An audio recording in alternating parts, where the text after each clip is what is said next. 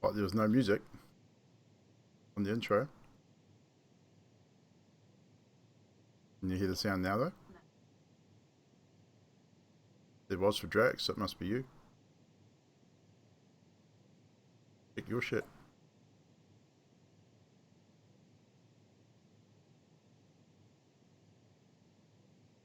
Must have been just nutty. Because, Lady Litner, you had sound, did you not?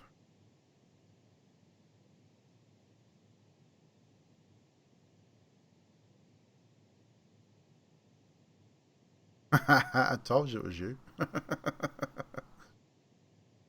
it turns out Nutty had her sound muted.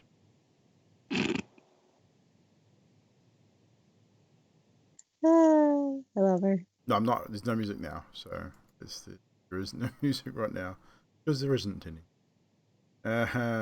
Play your map. Play your map. Make sure we That, write the map. that would explain why I don't hear anything then. Nope, you don't hear a thing.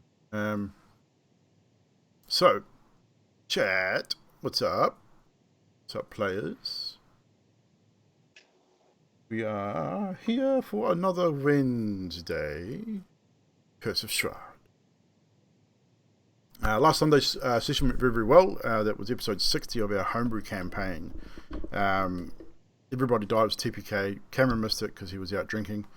No, I'm kidding. A good reason. It was a good show though, and if you missed it, the VOD is available on YouTube. So you can go check that out. !YT in the chat. You get the link to go visit the YouTubes, subscribe, hit the bell, all that wonderful stuff. Go check it out. Also, the VODs for the Curse of Strahd go up there as well. Eventually, I will get some monthly clips from the gaming stuff up as well. I didn't stream last night. I really couldn't be bothered, but I did play some Dying Light with Yanti and Trashman, and Yanti squealed a lot. It was great. We had lots of fun. We might. There's a possibility we might be doing that tomorrow night. We'll see. But it was a lot of fun. I actually enjoyed it. But tonight, however, we are at episode 12, I believe, of our Curse of Strahd campaign. It's a no rush campaign, so we're not pushing any kind of agendas, not pushing to a certain particular goal or a particular place to go.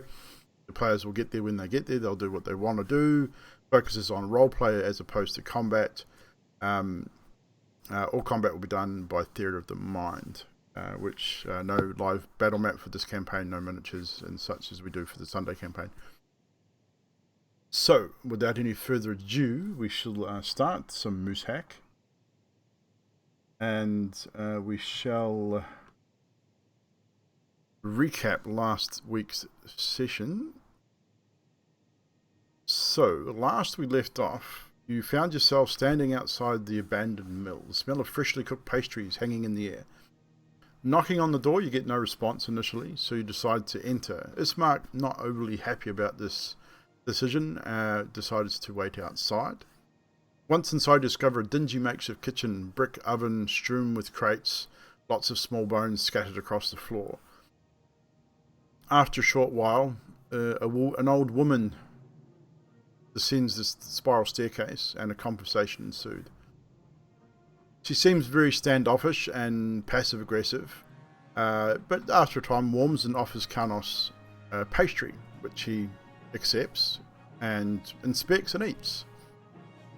Unbeknownst to his friends, however, he descends into a sleepless dream.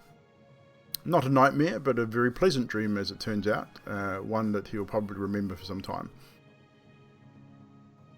After a little bit of back and forth, they were asked to leave, and Fibble snaps Karnos out of his stupor. Returning to the exterior of the windmill, you discuss what had just happened, and I believe it was Adok and potentially Scathus, Adok and Emily, I think it was, discovered that the bones were not animal bones, but more like they're definitely something humanoid. With that, you decided that maybe you should go back in. So a plan was hatched to distract the women, and Zadriel and Fibblestib move to the rear of the windmill to gain entry through the roof.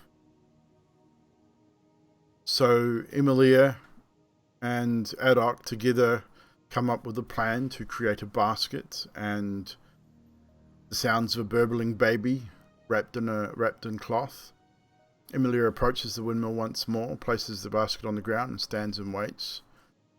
Or knocks on the door, comes back to the basket. A small conversation. It didn't seem that the old woman took this bait, but however, it still suffices as enough of a distraction to gain Fibblestib and Zadriel entry.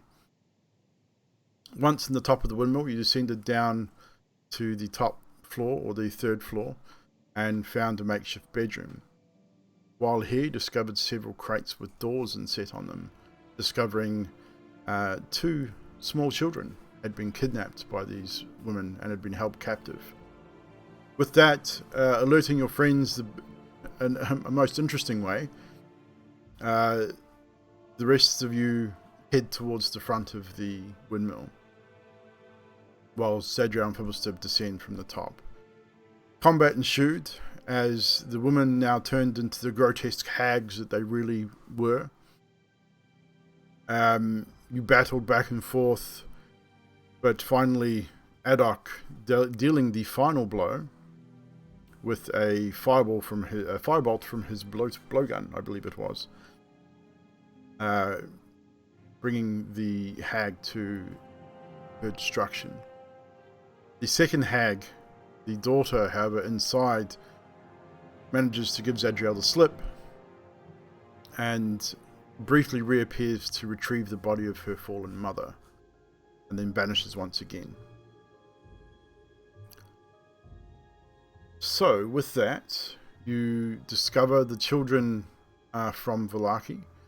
Skaithis had to semi-restrain Adok from scaring the crap out of the small boy by getting into his face. Ismark then somewhat calming Adok as he then throws up his hands in confusion and disgust and leaves, swiping some more pastries from the oven as he does so. Waiting outside for the rest of you to depart. You were all basically, everyone except Adok at this point was still in the mill. Skaithis had spread some lantern oil around the bedroom on the upper level, with the intention of burning the mill to the ground. This is where we will rejoin our heroes and our players as you prepare to exit the windmill. Adok is waiting outside.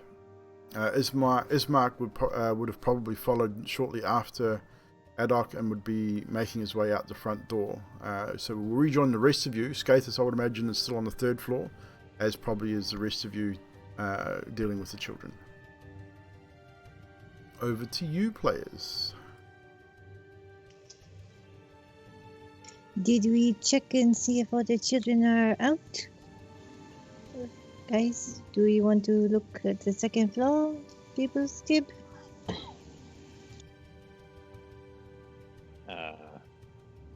Second floor. Well, we didn't really look. We just kind of ran down.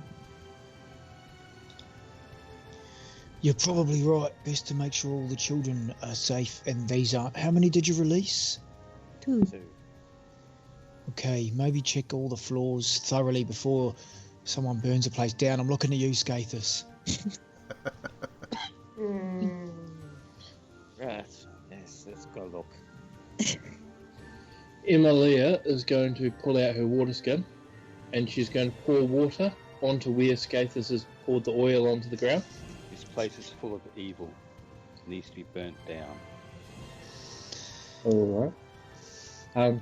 She's going to pour water over where Skaithis has poured the oil, and then she's going to use shape water and basically wrap the water around the oil so that it basically ends up looking like a long sausage from the point of what it is. And then she's going to shape the water so that the oil ends up within a ball of water. And Okay. she's going to freeze the ball of water solid. And she's going to turn to Skaithis and say, maybe we should hold off on this, partially because we need to have a look around, and partially if we're going to get, if some of us are going to get us kicked out of Valaki, we may need a place to stay. And then Emily is going to walk with the ball of water, which contains the oil, in her hand. The giant icicle ball, yes. The way I figure is it sort of shrunk to... Yeah. No, it's the size of a basketball. You wanted to collect the amount of oil. Oh, yeah, probably a little smaller because it wouldn't have been that much oil in the lantern. So, yeah, we're probably the size of a softball, we'll say. Sweet. And then she's basically going to hold that in her hand. Okay. And then she's, under her breath, she's going to whisper, cantrip abuse.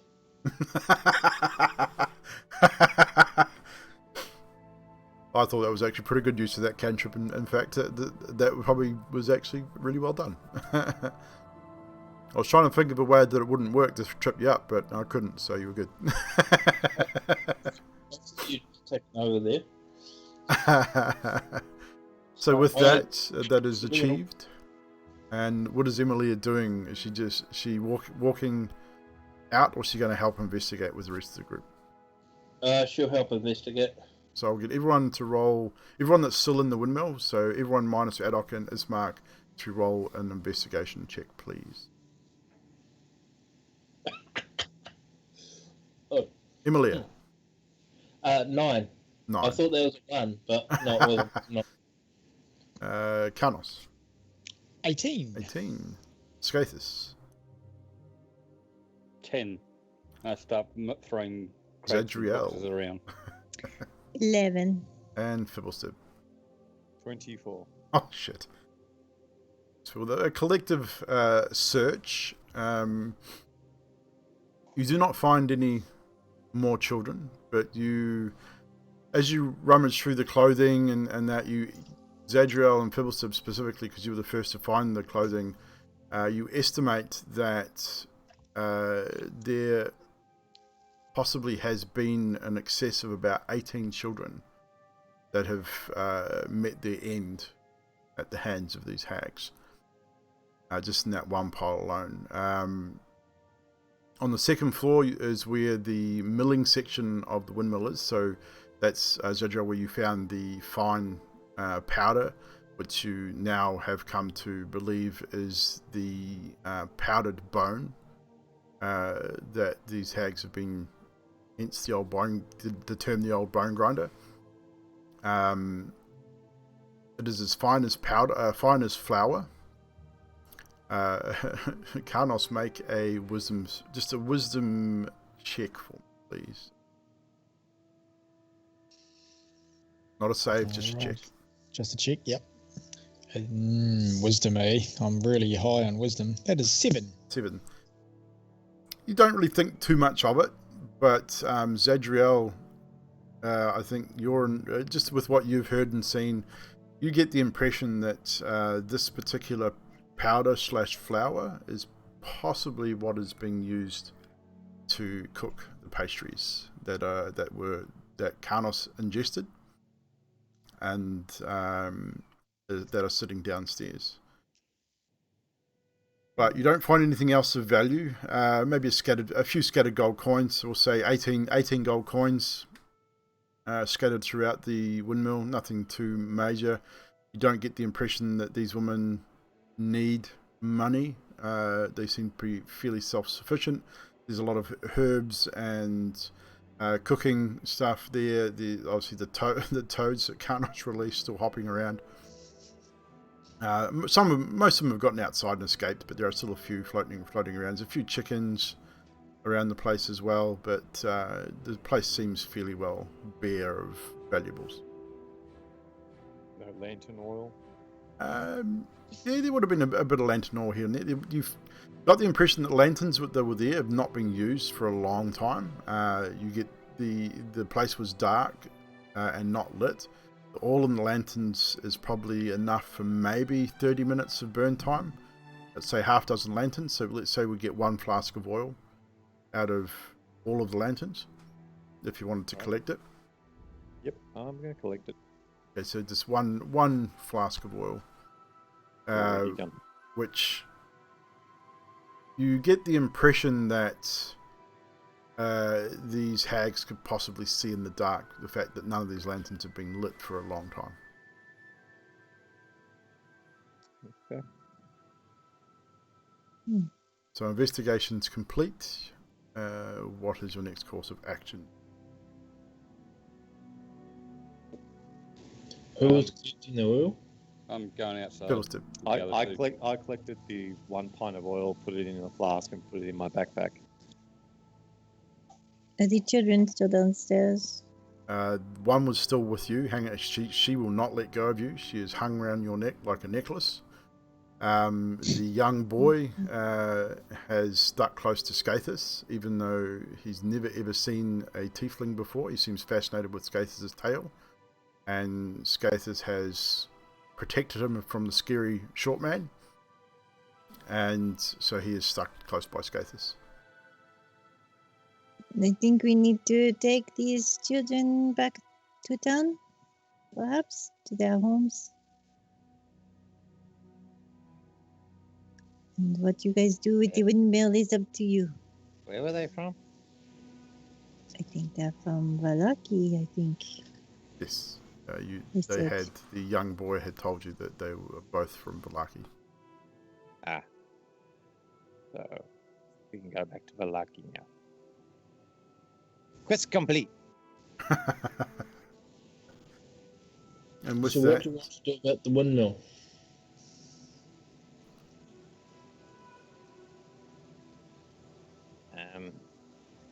Won't they just come back to it to live here? Yeah, I think Skaithus has the right idea. We need to burn it. Now that we know it is safe, with no more children, Skaithus, I believe I agree. Okay. Emilia is going to use her shape water again, and from her ball of water, she's going to draw the ice to the center of the ball, so that the oil ends up on the outside. And in her hand, she's going to use produce flame cantrip and ignites the ball, and basically roll it into the thing from outside when it runs outside. So as everyone retreats, leaves the mill and retreats to a safe distance, Emilia turns and ignites this ball of oil and water and rolls it into the bottom floor of the mill. Now you see a small trail of flame as the oil sort of starts burning off as she rolls it, but roll a dexterity check for me to see how far it goes. And as Amelia does this and Carnos sees it, Carnos puts his double battle axe over his shoulders like that, turns away from the windmill and just walks away, not watching the explosion at all. Okay. 19. You are very accurate indeed with the ball, and it does roll into the room. It strikes a pile of what would be probably tinder they would have used to light the oven with. So there's a bit of old dry like cotton and twigs and bits and pieces right next to a bunch of crates. So very, very quickly the flames do grow. There is no explosion per se, but the flames do grow very, very quickly, engulf the first floor, and as the flames engulf the windmill, and it takes very quickly, it's a very old and dry timber on the inside of this windmill. After probably 5 or 10 minutes, as you guys walk away from the windmill, you hear the top of the windmill start to collapse and collapse in on itself, which kind of produces like a fireball style effect as the top of the windmill falls into the interior of the windmill, and you hear that sound of cracking timber and the cracking of flame. And as you turn back to sort of glance over your shoulders, you descend the hill back to the road, so you can see a thick plume of smoke and an orange glow against the dull background of the Barovian countryside. It is mid-afternoon by this stage. You know you've got maybe 4 or 5 hours of sunlight left, plenty of time to get back to Valaki before dark. I would just like to point out that you see this cannon that I've got here? It spits fire, so, you know, probably would have been a lot quicker. Just saying, you know, good for you, well done. High fives, everyone. Am I standing next to? Ad hoc. Yeah, that one. That person you've been Oh travelling my with God. for a week, you don't remember his name. Yeah, exactly. Are you all fairly well in a group? I mean, you're not trying to avoid each other. In that case, I'll use my tail and just whack him on the back of the head. It won't cause any damage. It's like getting a clip around the ear from the old lady if you do Yeah. something wrong. Yeah, Don't you have a kid attached to that tail? no, No, Okay. he's sort of hanging around, but yeah. he's So just fascinated. So I just made him more fascinated.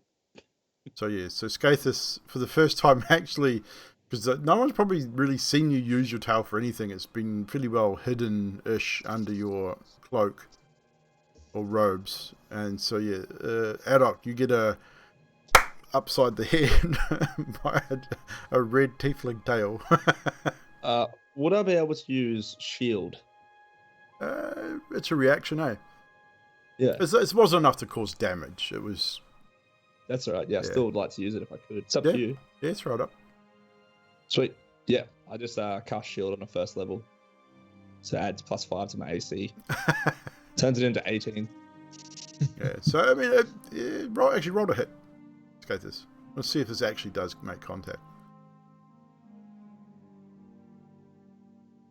I mean, I know you're not trying to hurt him, but it's still funny. Nah, I missed. The shield activates as you instinctively feel the tail snake out and move out into your direction with your action. You throw the shield up and it strikes against the shield. So you think you've hit him, Skathis, but Adok feels nothing, but he knows that you've attempted to attack him once again. The second time. I'm gonna turn to Skathis and go, mate, I told you, don't eat me.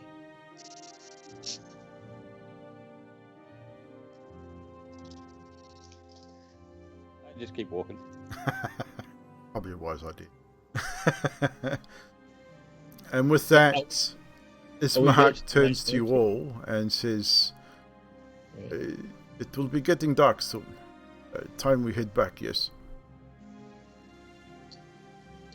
So are we on the path down to the main road, or? Yes, yep. It'll take you about 10 minutes to get to the road, but it's not a huge way to go. Emily is going to say, "Okay, guys, I'll catch up with you. I'll be with you shortly." And she's going to remain near the windmill. Ismark will turn to you and say, "It's not a good idea to be on your own." No, Stick with we've the had group. this discussion. You're right, Ismark. We've had this discussion. If you're staying, someone else is staying. You must not separate. You've I'll already only lost be one able of to- your members. If someone wants to stay with me, you're more than welcome. Is So this you've already the optical lost. party again? No. I am not watching this time. What do you mean this time? What No, do you it's- mean you are it's- not watching this time? Well, one time before, it's a long story, but it was all Yeah. misunderstanding. I am confused. You can stay confused. Yeah, we are confused. But who is going to stay with Emilia if she wishes to hang back a moment? Maybe we should all just stay. And you do what you need to do, and then we travel Yeah. together. That works. We all just stay and we travel together. Excellent. Emily is going to walk basically to the back to the bottom of the windmill. Yeah. On the ground, she's going to draw out her water skin, the one which is filled with the pig's blood. Yeah. And she's going to use shape water to make a pattern on the ground, Mhm. Basically, that being the 7 stars of the 2 eyes, that of her religion. Yep. Which most of you probably wouldn't not have seen before. And she's basically going to put that on the ground in front of the thing. Okay. And basically put her hand in the middle of it on the ground and look at the ground for about a minute. And then she's going to stand up and return to the group. Okay, so you are done. You are ready to go. Yes, I'm good to go. I'm sorry, I needed to do something before, which I forgot, and I needed to. Is that a religious ceremony of sorts? It is, yes, it is religious ceremony when my actions cause the death of another animal. And I should have done it when we killed the hag, but I forgot because although it seems like it's only been 2 days for us, it's actually been over a week for us. IRL. Yes, it has. This is acceptable. It is good to stick to tradition. This is the same rite that I said when we buried your father, Ismark. Oh, I appreciate that. Well, if we are ready to go, we should get these children back to Valaki and back to safety. Yes, I'm sorry for this, but No, it it must is be fine. done. Just in Thank you, future, do not take off on your own. Take at least one of your friends with you or somebody. This Barovia is not safe by yourself, especially at night. Wait, hold up. Amelia, you said that you did that when it's people have died, right? Or like if your actions have caused someone to die. Yes. But the father's already dead. Like, you didn't kill him. The father was. I said the prayer and the rite for the father because he had died. It may not have been my actions, but I was there when he was buried. No, that's alright. Does that mean like every time you see a dead body, you just gonna like do the rite every time, or? I will try to remember to do it. I did it. Oh. I did it when we were in the death house, and I stayed back. I did it then, and I've done it other times too. That's what I remember right now. That's great. I just want to know if we are to make sure that we avoid graveyards with you. That's all.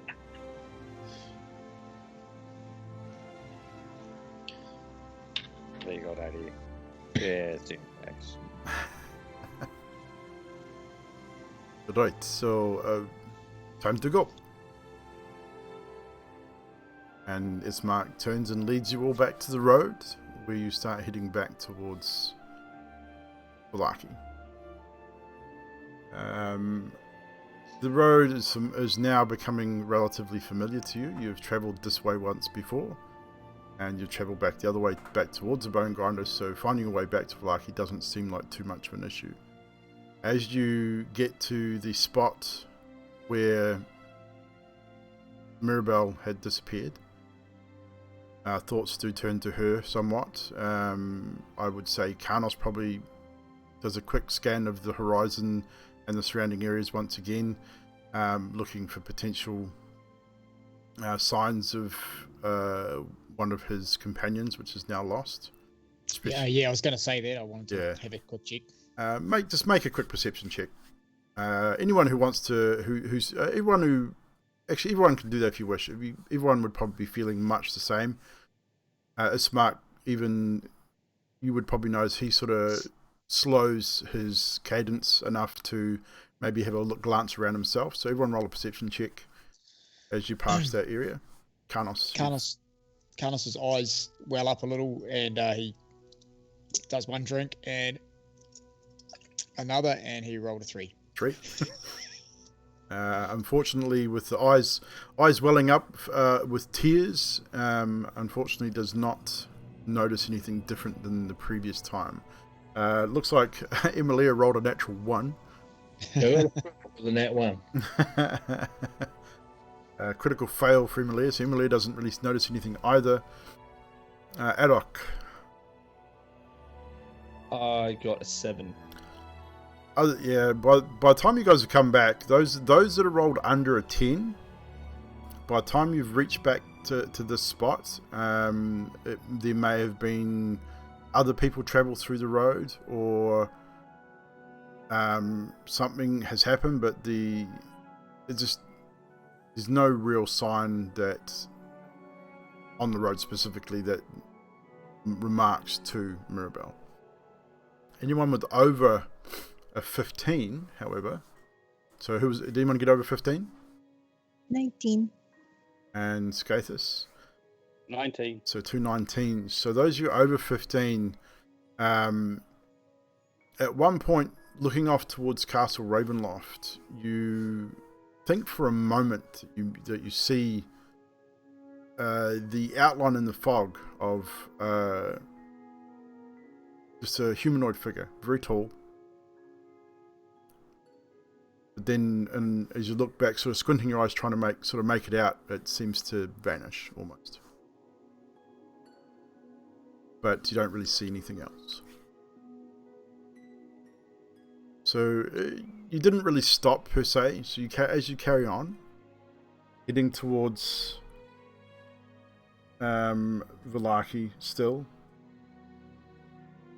a light rain starts to fall once again, as it seems to be quite common here in Barovia for the rain to be fairly persistent. When it's not raining, it's still very, very misty and dingy anyway.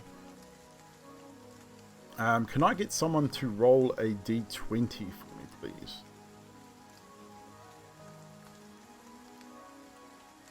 Anybody at all? I got a 4. Got a 4? 9. Just one person. We'll take the first roll, which was Zadriel's with a 4. As you walk along the road, who's got the highest passive? I believe that would be Scathus and Emilia at 13. That's definitely me. Yeah, 13. Yeah, 13. Okay, so Scathus and Emilia, a flash of white in the underbrush to the right of the road catches your eye. Looks out of place and unusual.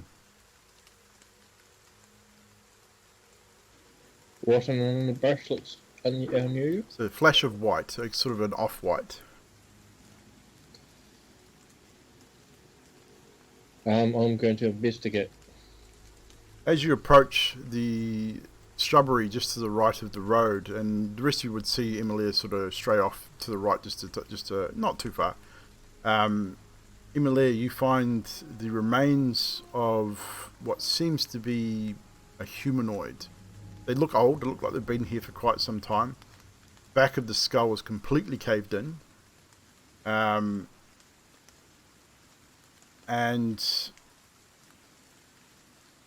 if you wish to check it further, you will need to make a medicine check. I'm going to say, hey everyone, I think there's a dead person over here, and then I'll do the medicine check. So roll a medicine check for me. That's just that. I'm not. I'm How gonna say, tall oh, is here it? we go. It could be Mirabelle. We must check. Just wait. In my experience, sometimes things like this are trapped. Another to catch natural people. 1. Holy shit. It's a 7. But you rolled a natural 1. Unfortunately, that one on a check is an automatic fail. Yeah, it just looks like old bones, but the back of its skull is completely caved in. Karnos, if you're wandering over there as well, which I'd assume you probably would at this point with the announcement of bones, up to you whether you want Karnos. to check as well. Carlos is frozen. Taking a long drink of his flask. Would it, Zadriel And then a requests to really the long TM drink to out of the freeze other one. Carnos to stop them talking. And he's back. would it? I was just saying, I would say stop, and draw my shield and axe. Okay. I What is think it's a everyone doing? trap. Adok. Strap. Would it be possible? Would I try and remember what Emilia's ritual symbol was, so I can try and start getting it done while she's seeing the dead body. Yeah, everyone was there, so roll a performance check to see if you could duplicate the 11. Because you've only just seen it the once, and it was done magically, so it was done fairly quickly. You got the basis of the symbol, but it looks kind of like it. Kind of. Cool. After that, I'm going to turn to Emily and be like, all right, let's just speed things up. Just come over here. I've kind of sort of did your whatever you do thing. Just have a little prayer and we keep going. Emilia's going to walk over and say, "What's that?" You know, it's the octopus with the squiggly eyes and sort of the... Emilia's going to go back to I think being that's the wrong god. Really? Oh, Yeah. hurry up. You Get did over and wrong done with. god. I think you did Cthulhu. Ismark at this point states, it looks like the bonds have been here for a while. Probably not anything to concern ourselves with. We best get these children out of the rain and to Valaki quickly. Yeah, let's go. Move along. Can't save them. Good idea. Good Move idea. along. Carlos holds his shield up. It's a round shield, and he's trying to keep the children under the shield dry. As you hold your shield up, the young boy does move from Scathus to you, realizing what you're trying to do. He seems to get it, and moves to pretty much around your leg, more or less, sort of almost hanging onto your leg. The same with those. Okay, so you keep moving. Another half hour, 45 minutes passes as you travel this road, and you can now see the walls of Valaki in the distance. I need someone else to roll a d20 for me, please. First one to give me a number. 2. 2. A 2. I was going to say 1, but hey, I got a 3. A 1, 2, 3. we'll take the 2. Alright, so from the road ahead of you, on the left hand side of the road this time, you hear a sobbing, a soft crying. Again, not unlike a child. Maybe 10-15 feet ahead of you. And all of you can hear it. Yeah, okay. It's soft enough, but it's audible enough to everybody. Another kid. Hello. How far Carlos away is- are we from About the 10 village? feet, about 10 or 15 feet. Carlos says, "Stay with me, kids," to the other two, and just keeps his shield up, holding them back. I'll go over and investigate. You go investigate. That's a child. You move forward, and you move to the sound. It's close enough to sound, and you sort of peer through the bushes, and what you do discover is indeed another child. This child's a lot older, about 12 years old, 12 or 13. He's got his back to you, but he's not crying hard out. He's just almost like just sniffing, and occasionally makes the inaudible sound. He's very dirty. His clothes in rags and that as well. He looks to have a reasonable injury to his right side. Looks very animal-like. And as he hears the bushes behind him, he sort of startles and turns. Who's there? What do you want? What are you? And his eyes are wide, and he's sort of With staring that- you in the face.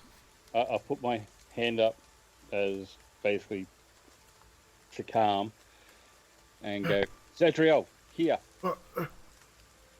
Oh, I run up and I see the cut, and I'm going to lay on hands, if he lets me, very slowly, and give him 5 healing. And as you get close enough to the wound, he sort of sees you, like sees Scathus, and sort of is sort of taken aback and starts moving backwards. And then you come through, and you, being a more human face and somewhat less aggressive looking than Scathus, he sort of relaxes a little bit, and as you approach him and you get close enough to him, you can see it's a bite wound, rather large bite wound. But you do lay on hands, and it seems to stop what bleeding is there. And he sort of gets to one end and still clutching his side in pain. He says, "Thank you. I got lost and got outside of the town and stumbled into the forest and got chased by wolves." Oh, you one shouldn't of go them- outside of the town. I know. I was playing You hide and should seek with my cauterize the friends, and Otherwise, right. I start casting. D-Book, no. Ball. No, down, Cauterize. people. No, what's he doing? he's He's trying. sort of ducking in behind Zadriel at this point, watching this gnome start there any other casting children here? fireball. No, it's just me. I was playing hide and seek, and I managed to get outside the wall. I know I shouldn't do it, but I just got lost and turned around in the woods, and are you going back that way? Yes, you Yeah, come with so- us. Come with Come on. us. It's going to be dark soon. We don't want to be out here at night. I hate to be the bearer of bad news. Oh, here we go. Oh well. But you did say that you got bit by a bunch of wolves in the forest. There's a bite wound. Just one wolf, not a bunch. Right. We should kill the kid. Why? What happened? Werewolf. Werewolf. It's a werewolf. It's I- obviously been bit by a werewolf. It wasn't. sense him. It was just a I wolf. think that's how it There's works. lots of wolves around here. I'm going to divine sense him. You saw all the wolves hanging by the head. Freaking thing out. Cast Divine Sense, and apart from Emilia, you get no other sense of undead, fey, or fiend. Hadoki is fine. Yeah, Adok, if we were to kill every nasty beast, you would be dead already. Isn't this the discussion we've already had? Yeah. Horses Look. had teeth and whatnot. Blah blah blah. Let's There's a bit of go. a difference between a goblin and a werewolf, alright? Not Yeah, much. Werewolves are bigger and hairier. Hadok, do you still have your bear? You guys are racist. Very racist. What? They are bigger and hairier. No, but like, I mean, Fibble's right. yeah, but at least you can have a conversation with me. Like, imagine trying to talk to a werewolf. It's not going to sit down and have a cup of tea, is it? It's just going to eat you. No, they prefer red meat. Prefer red meat straight off your leg, but it's yeah. Right, well, Conversation's if that, kind of one way. if that kid starts growing hair, I'm going to kill it. Or Well, run. Hadok, where's I've your- already started your- going here in funny places. Oh, Am I you're turning into a fine. werewolf? Emilia is going to walk and stand between Adok and the kid, and she's going to brush her hair back, showing her injury to her neck, and says, "What do you think caused this? I'm not a werewolf. If you hurt him, I will hurt you." No, but you can turn into a wolf, She's a so you druid. could be a werewolf. Okay, I concede that point, but let's have a point. Look, if you guys want to carry on this poor defenseless little child who's been wandering into the woods and been attacked by a wolf, Let and the somebody guard- has been We took in Take a him back to goblin who town, is let being the guard attacked work by out. wolves, so I poor little defenseless goblin is the same. So we could take him too. actually, I've got a second. Is anyone, I'm not gonna kill the kid. I'm just gonna dabble some water on it. Is that all right? But I've already checked him, but okay. I'm gonna walk out with my flask that's holy water and just pour a couple of drops on the wound and see what happens. He flinches with the pain of water, like water on an open wound, but it doesn't burn or he doesn't cry out in pain or anything. Sort of like, ow. Yeah, that's cauterize that. What was that for? To be safe. Hey, are you hungry? Yeah, I am. Great. Hang on, I'm gonna secretly pull out a pie and give it to him and try to mask off everyone. Like, just between me and you, don't tell anyone. This is my way of saying sorry. Just have it. And he reaches out and sort of hesitantly, really hesitantly, sort of takes it from you and looks at it, sniffs it, then takes a big bite out of it. Doesn't finish the whole thing, just a big bite, and puts the rest sort of in a pocket in a little pocket on the front of his thing. All right, you're not too bad. I'm gonna pat him on the head and walk back. Right, and I'm going to do a quick medicine check on his leg. It was on his ribs. Is the wounds on his ribs? Bits. Yeah. First, try to make sure it's all cleaned up and close it. Roll a medicine check. And are you proficient 19. in medicine? Yeah. Okay. So 19. There, So with that, you literally bandage his wound. You with your medicine. Have you got a med kit in your I inventory? have an alchemist set supplies. You don't have a medicine kit. Oh, I don't have a medicine kit. Okay, so what would you be using to bandage his wound? Grab a bit of Adolf's shirt, tear it off. That's right, you picked up a shirt in that, didn't you? Yep. Okay, so yeah, that's enough. You managed to bandage the wound. He thanks you, and the wound is sufficiently cleaned and bandaged.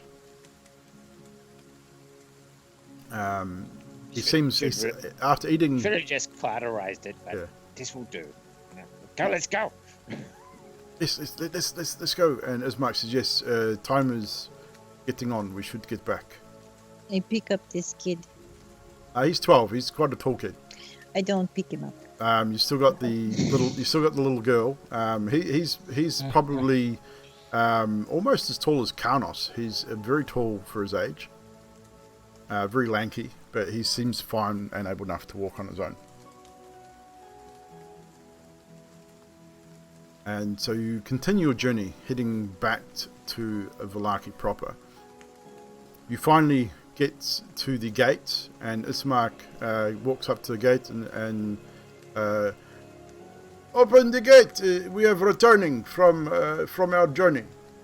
Everyone is present and accounted for. Well, not all, but we have children, the missing children from the town. Open up. And you hear a bit of muttering and mumbling from the other side of the gate, and then after about 5 or so minutes, you hear the locks and chains being removed, and the gates swing open, allowing you entry once more into the township of Valaki. Ismark says to one of the guards, "You there? We have some children that will need to be returned to their homes. These two have been missing for about 2 weeks." And this one, he managed to find himself outside and chased and attacked by wolves. He will probably need some medical attention. Oh, all right then. Hand him over. We'll sort it out. He turns to Zadriel and says, "These men should take care of the children and get them to their homes." Okay, run along, little one, and I give her a little cuddle. Put it down. And she looks up at you. I mean, she's stopped crying. It was almost like she'd almost fallen asleep. With you carrying her, and she sort of blinks her eyes at you, and she says, "Thank you," and gives you a big hug. And as you put her down, and the little chap that's with you, Karnos, sort of looks up at you and goes, "Thanks, mister. Thank you all for bringing us home." No problem. And he just looks remember over at point you, everyone Adok. and say we're heroes. Yeah, he looks over you, Adok, and just gives you a wave, like a half-hearted sort of wave. Just stare at him. And he quickly turns and takes off with the guard. Just before he leaves, Karnos will pull forth his little pouch and just give him 2 pieces, 50 silver and 50 silver. Okay. He takes it and says, "Thank you," and just grips it tight in his hands and moves off. And the taller boy says, "Thank you so much for stopping and helping. Thank you for the food. It was nice of you. No, what? I didn't do anything. Shut up. Food? What food? Okay, bye. And he turns and goes for the guard as well. What food did you give him, Adok? Oh, you know, like kids, they make up stuff all the time. Don't worry about it. He did have a lot of food in his pack from the house. Yeah, it was like a couple of rations or something. You didn't give him food from the windmill, did you? The what? The where? The windmill. Insight. Yeah, Zadriel. yeah, Carnos the same. Carnos doesn't believe. Well, So Carnos and Oh. Zadriel insight check, and I dare say Skathis as well, because you were the one asking the questions. 16. 16, 17. 17. Zadriel, Nat one. natural one. Oh no. Adok, deception, please. I got 23. As far as you guys are aware, he is telling the truth. That dog wouldn't lie to us. He's been with us for a week now. Yeah, absolutely. Hey, we're all friends here. He's a wonderful little fellow. Exactly. And with that, Ismark says, Fair enough. will you find yourself, would you be able to find your own way back to the Blue Water? I will head to the church to visit Irina and see how she was doing. I will catch up with you in the morning, maybe, and see what is next. Are you staying there that night? Yes, I will be at the church Okay. with Irina and Father Petrovich. That book you found, be interesting to see what it is all about. It seems very important. Oh yeah, I must read that. I might read that tonight. Yes. We'll discuss it tomorrow. Rest well, all of you, and thank you for trusting in me. Thank you for trusting in us. Of course. We are working towards the same end, I feel. Hmm. Way out of this place. Yes, it's nice to have a guide somewhat. Thank you. Of course.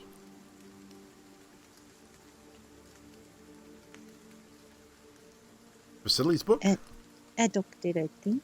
Adok got the book from Vampire hunting one. the vampire hunting book. Adok has got that book. Oh, yeah, sweet. It's just wondering. So with that, Ismark leaves you and surges forward and starts heading towards the church. As you guys head back towards the, are you guys heading back towards the inn at this point, or what are you looking at doing specifically? I'll leave it up to you. I would definitely turn to everyone else and go, right, I don't know about you all, but I need a drink.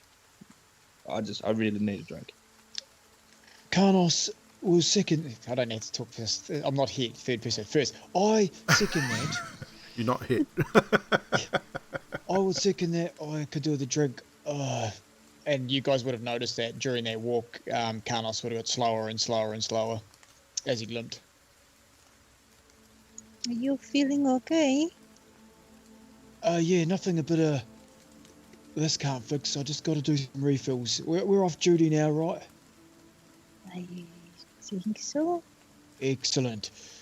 Yeah, I think once we get to the place of drinking, we are off duty. Oh, Oh, right. Hold on. Wait, And we were on duty. I don't think we were that's getting what paid. that's what he calls it. Duty, fighting, capable. Yeah, I've been paying you. You can take another gold from me today each if you like. He's been paying us. Yeah. They Oh. did pay for food and things, so. I thought he was Yeah, just being nice. No, he pays for the food. That's his thing. Let's drink. Let's go drink. Skaters can talk to us and tell us stories. And Sounds like a plan. so you start heading back towards the Blue Water Inn, which you know the way now. The road from the East Gate leads you towards the town square. The rain is still falling. It's still only light, but it's still raining. As you again crossing the town square, Skathis, Zadriel, and Karnos specifically would still notice the family still in the stocks, still with their donkey heads. The guard now standing with their own shields above their head in the rain. The 4 guards still posted, guarding this particular position. As you pass one of the notices for the Blazing Sun Festival, you notice it has been delayed a few days. It was supposed to be in 2 days' time. It's now that's been crossed out and it's put down 5 days. For whatever reason, you're not sure, but it's now been delayed. As you make your way towards the Blue Water Inn, I need everyone to roll a perception check for me, please.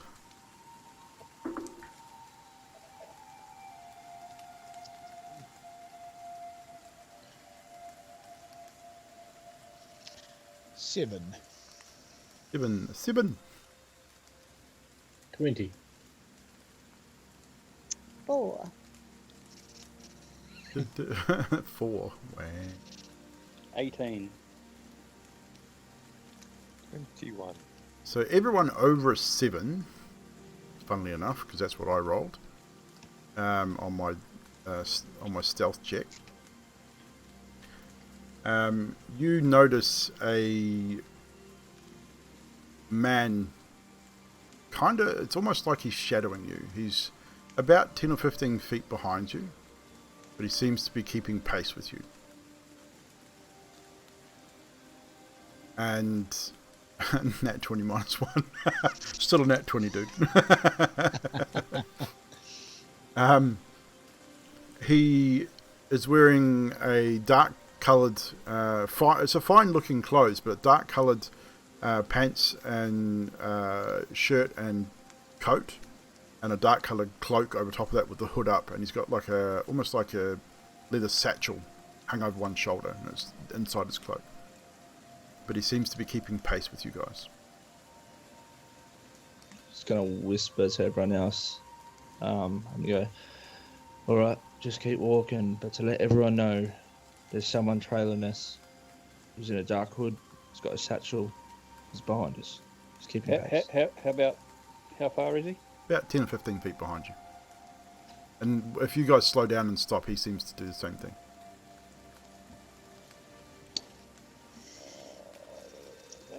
Should one of us, maybe one of you stealthy ones, as we walk in quietly here, double back behind him and see what he's up to? We'll look casual like. Yeah, I could do that. So, Adok, what are you going to attempt to do?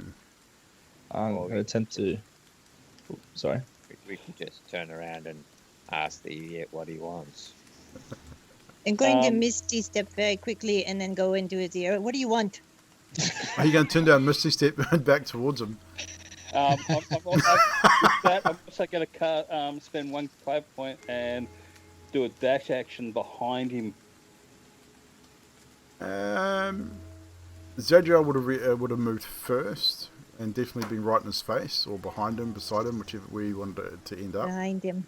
And whisper. And then Skathis dashes up as well. He sort of are you Zadriel? Maybe. Who are you? You are the only strangers in town, but I've been told to seek out Zadriel.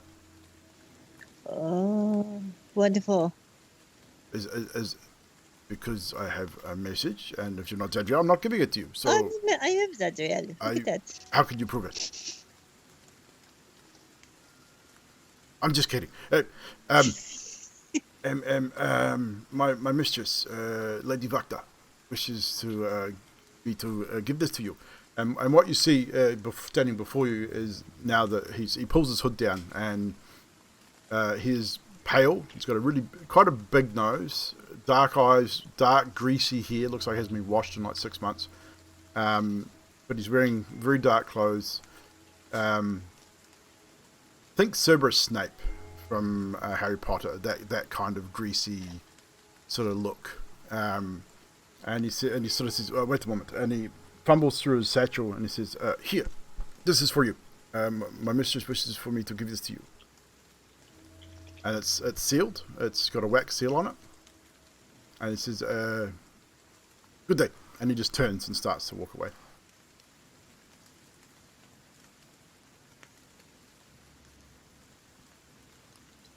Still muted. I will open it right now. So the first thing you notice is on the wax seal is the same symbol that was on the book that Fibblesib had found. Fibblesib and yourself had found in the windmill. The same, the raven's wings. I think I have a picture of it here somewhere.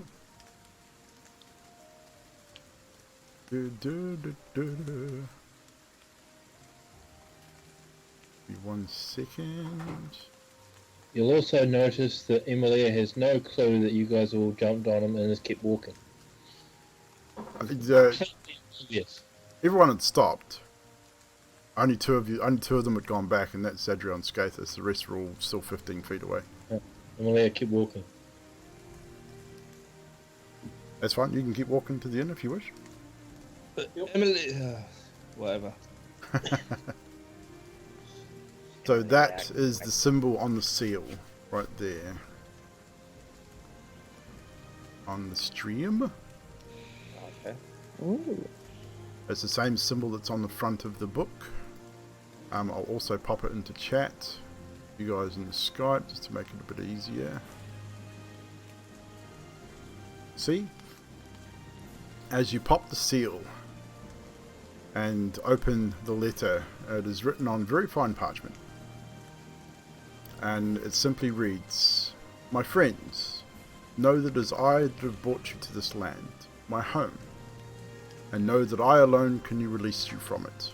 I bid you dine at my castle, so that we may meet in a civilized surroundings. Your passage here will be a safe one.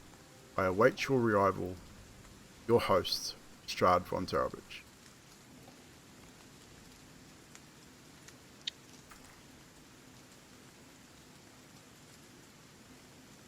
No. She lied. I thought it was Lady. Who's Lady Vakta? Have you heard of her, Skatis? You have all heard of her. Vasily informs you that Lady Vakta is a noblewoman that resides in Valaki and who opposes the Baron. That's right. And she sent it. I walked back to Carnos and them and showed them the letter. Emilia has continued to walk, so she's probably now, by this stage, probably a good 30, 40 yards, 40 feet in front of you guys heading towards the end. Jesus, Emily, wait for us. Come back here. Don't go off alone. Does someone want to tap her in the head or something? Well, I can shoot her with a fireball. Yeah, that would work. That's a little extreme. I like a little one. Flame bolt, firebolt. Watch how it turns. See if we can hit her first. Shoot it with a gun. Alright. I just You versus me. Carlos calls out again. Emilia, please come back a moment. So Karnos calls out to you, Emilia. You're not that far away, so you would have heard him. Emilia turns around and sort of surprised that everyone's sort of not right behind her. Okay, sweet. Sort of walks back to the group, sort of confused, as she usually is. It was given by Lady Vakta's servant, but it's from Strahd. So I don't know if we should stop by and see her first, maybe, or should we? Well, Good. yeah, Let's go drinking. Come on. agreed. But just on the note, this entity, Strahd, who is, as far as I'm concerned, a complete mongrel, has invited us with safe travel to his castle. It sounds, once we get there, it does not say we will remain safe. Secondly, I spell on the scroll. Girl, Secondly, you frozen him again. And what was secondly, Baz? You froze. What's second? I'm back, right. Yeah. Yep, welcome back.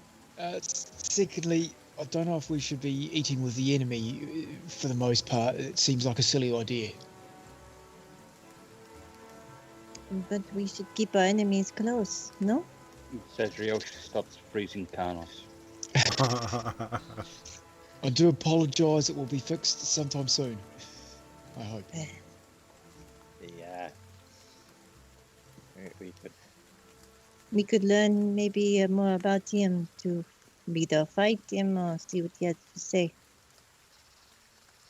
We could, but seems risky going to his castle where he has all the trump cards. But he might have Mirabelle. Pretty much got all the trump cards anyway because this is his place. This town's his place. I hate to also think outside the box a little bit, but we don't have any actual evidence that he's evil. We just have hearsay. You realise that, right? It would be Carnos. It'd be like someone, you not meeting a goblin, just hearing everyone going, all goblins are evil, they're bad, they eat children, you know, they do all this, they pillage and kill things. I mean, it's true, but some of them are not evil. I think you're right. I bow down to you, and Carlos gets down on one knee in front of Adok and says, "You make complete sense, even though you just said the same thing about a werewolf like fucking 10 minutes ago."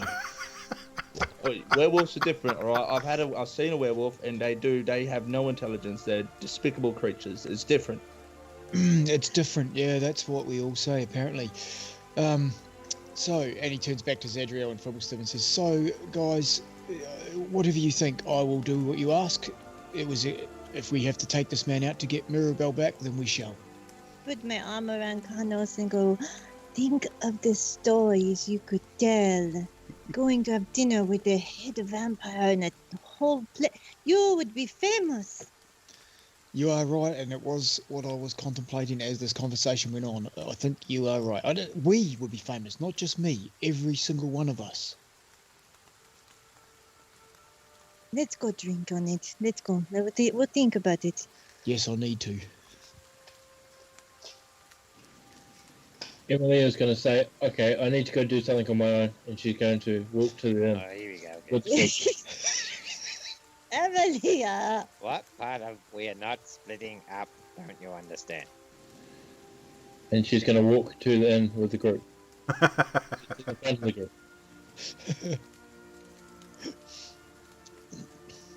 Excellent. Carlos opens the inn door for everyone to walk in politely.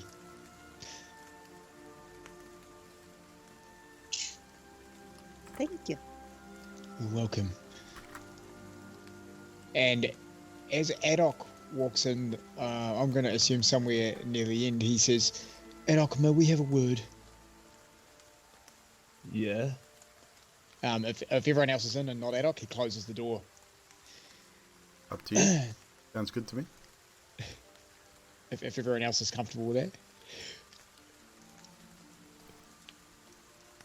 What? Go with it. Go on. No go one on. said anything, so. Okay, cool. There's silence. That pie I ate at the windmill, I need to ask you a question. Yep. We all agreed that it was possibly children, the taste of children. That was what we spoke about, right? Yeah, I mean, like, it could have been. Mm. We're not know for sure, but it's a big possibility. Yeah. Do you have visions? Do I have visions? Yeah. Like, just randomly, like, visions? No, when you eat of the human flesh or the elf flesh or the dwarf flesh, when you eat of a being's flesh, do you have a vision, like a dream? Carnos, look, I haven't consumed human flesh in a long, long time. Let's just make this clear. I'm not your typical goblin. Can we get that across? I just want to lay the cards out on the table. I'm not.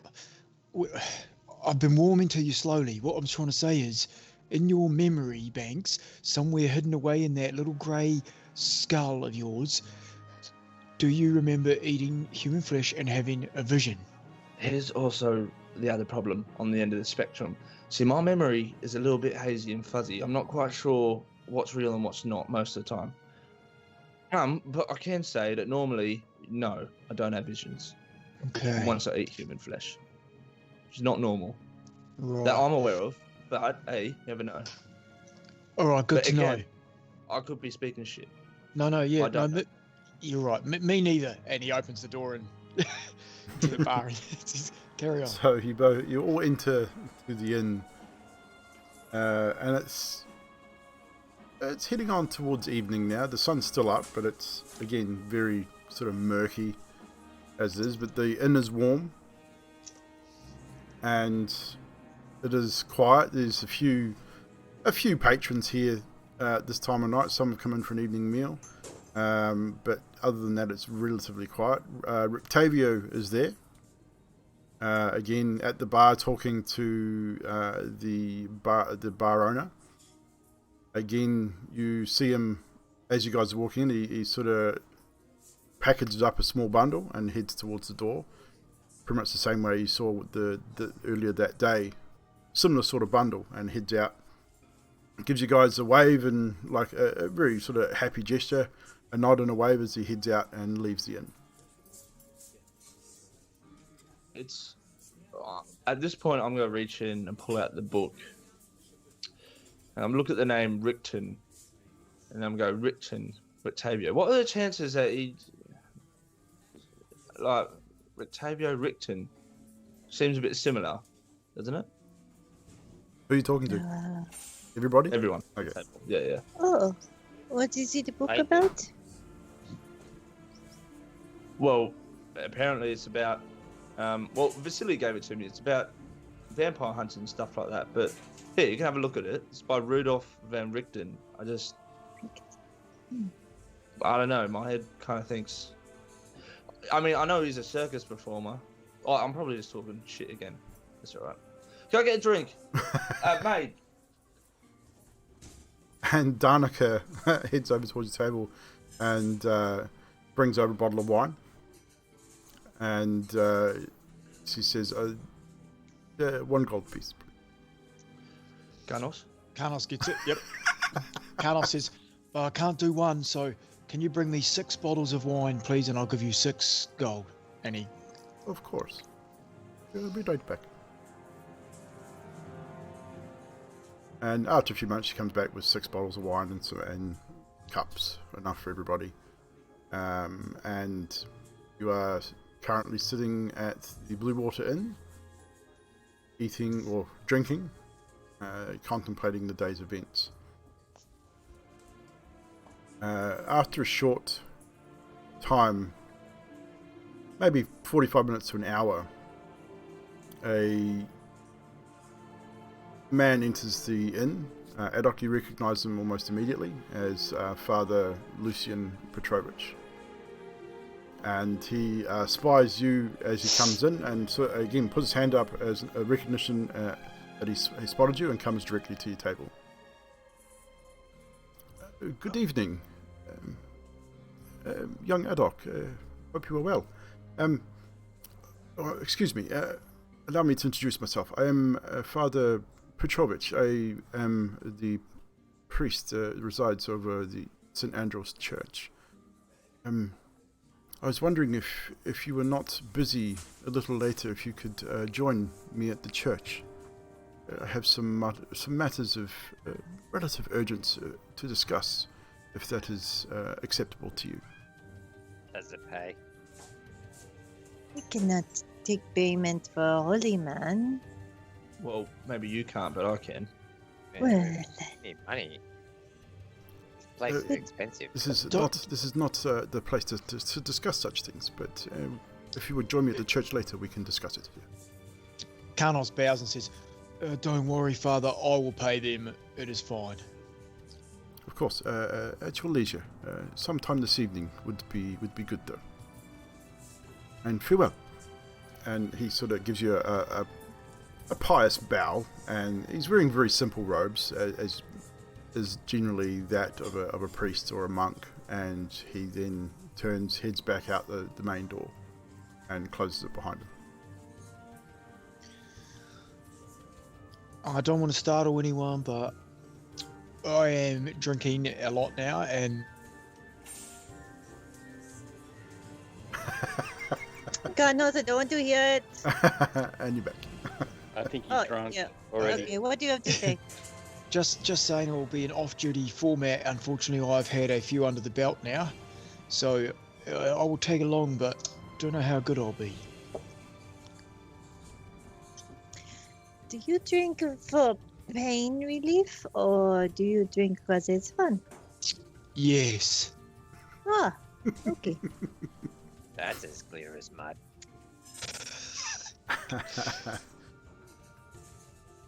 You know, I've been thinking. That Maybe we. I'll drink too. Okay. It seems like you'll drink to anything. But anyway, moving on. And that Drink was to one that sip, too. by the way, not two. But maybe we should get like some posters done up. So I know how I've gotten in town with Mirabelle. She's gone missing. Maybe. I was thinking that too. But what do we draw it or? Well, I mean, we could try if someone's good at drawing. Don't Anyone? you and people draw up plans all the time? Maybe you are the best suited. I'm more technical drawing, not Yeah. artistic. We'll draw it technically, anatomically correct halfling then. And give it a go. I mean, we could. Or we could just explain what she looks like to the person that does the posters. Maybe they could draw it. Didn't you have that magical illusion thingy that brought up a face? Yeah. I do, but that would disappear after a while. But Oh, I get what you're enough saying. of Like it. I could. You could Sketch trace it. artist could draw it. Yeah. I get what you're saying now. It's pretty intelligent. There are moments.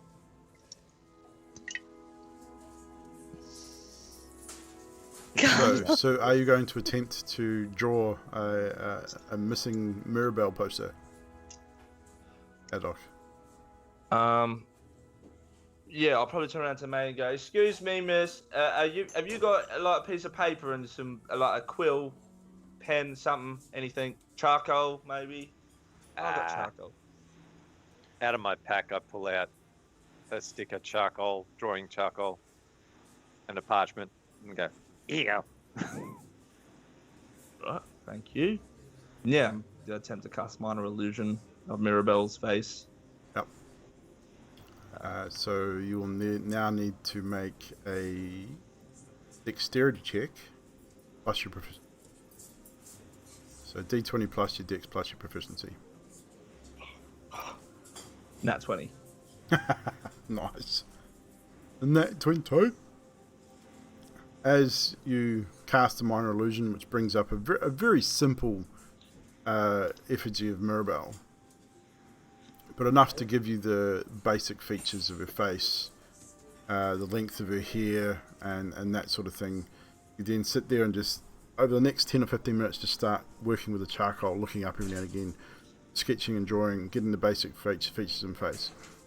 And those of you that are watching, over that 10 or 15 minutes, you slowly see the face of Mirabelle come to life on this page. It is very, very well done. It even captures some of Mirabelle's naivety and her inquisitiveness in the drawing. Oh, yes, sir. That looks good, Adok. To be honest, I didn't know I could do that. Maybe I'm in the wrong business. I should be You are not a very painter. talented. Yes. Well, Yeah. you are an artisan of metal, though. Not that Dang. big of a stretch. It's true, you are. And Karnos is fucked up. Karnas, can I see your canteens? They're actually on the table in front of him. He's been using the extra wine bottles to top him back up. How drunk does he look? He's been slamming it ever since you guys got there. He's pretty he- drunk. He's getting there. I'm going to touch them I would say disadvantage worthy. Yes. and I would make say so him. too. I'm going to water them. So you're going to touch them both and turn them into water? Yeah, I don't think he'd notice at this point. Because what is the spell? Does it have a vocal or a somatic? It's just. It's just touch, but has it got a yeah. vocal component? I don't think so. No, Just double check for me.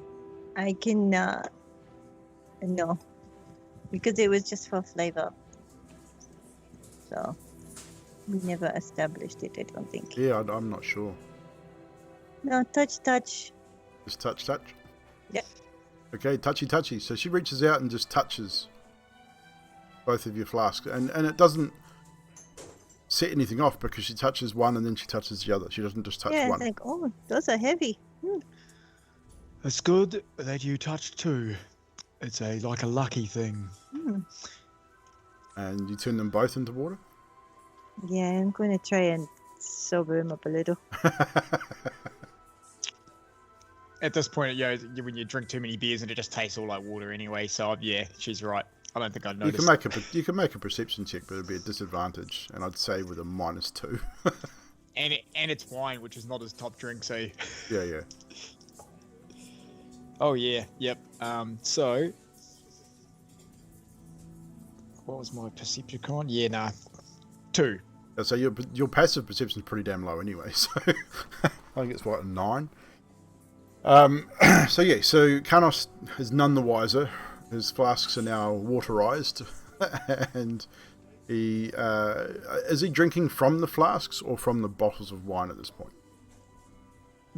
He's from the flask, but he keeps topping them up with the bottles of wine. So if he's continuing to drink from the water, he's not going to get any more intoxicated, but he's then topping it up with the wine, so eventually it's going to be back to drinking just wine. So, Yeah, I'm hoping we'll get him out of here before then. well, we'll see. Well, it'll probably take him maybe an hour to finish both flasks. I mean, it's not a lot in the flask, and he's drinking quite heavily. So, if you can get him out in the next hour, I would say that he's drinking nothing but water for the next hour. After that, it'll be pure wine again. Alright, so we're eating here? Or are we gonna go see the church dude? We can see the church dude, but I guess we should eat first. Yeah. I feel like we should probably talk about check in with everyone. I mean, like Mirabelle's gone. What are we going to do about that? Well, there's always the option to ask Strahd if we go to his place because the footsteps went that way. I'm doing it. We don't know if he took it. Like we don't know what happened. But we know she went that way. We don't know that. We just know she went the general direction towards it. I think that's what Maybe. Isaac said, maybe? Yeah, but again, it's his. We don't know. I mean, we can ask him. But what other options do we have? That's Well, the that's only right. lead. I've got the drawing. You know, we could get more copies of it, post around town, ask people. I just thought we should. Look, I've lost a bunch of people, all right? And if people start going missing again, I think I'm going to lose my shit. Where We'll they look all for go? her. Ad hoc, where'd they all What? go? Doesn't matter, all right? Just, I don't want to. It would just suck to lose more people, that's all. Right. We Located love you business. too. Hey, that's not what I said. I just said We it would love suck. you Yeah, too. yeah, we love you Yeah, too. we love No, you. it would be a disadvantageous situation because I'd be by I'm myself. going to and hug him. No, Ooh, don't he's- touch me. I'm... Do you you don't let her hug you? Well, I don't. Probably don't. You probably got no much choice. I mean, she's bigger than you, so.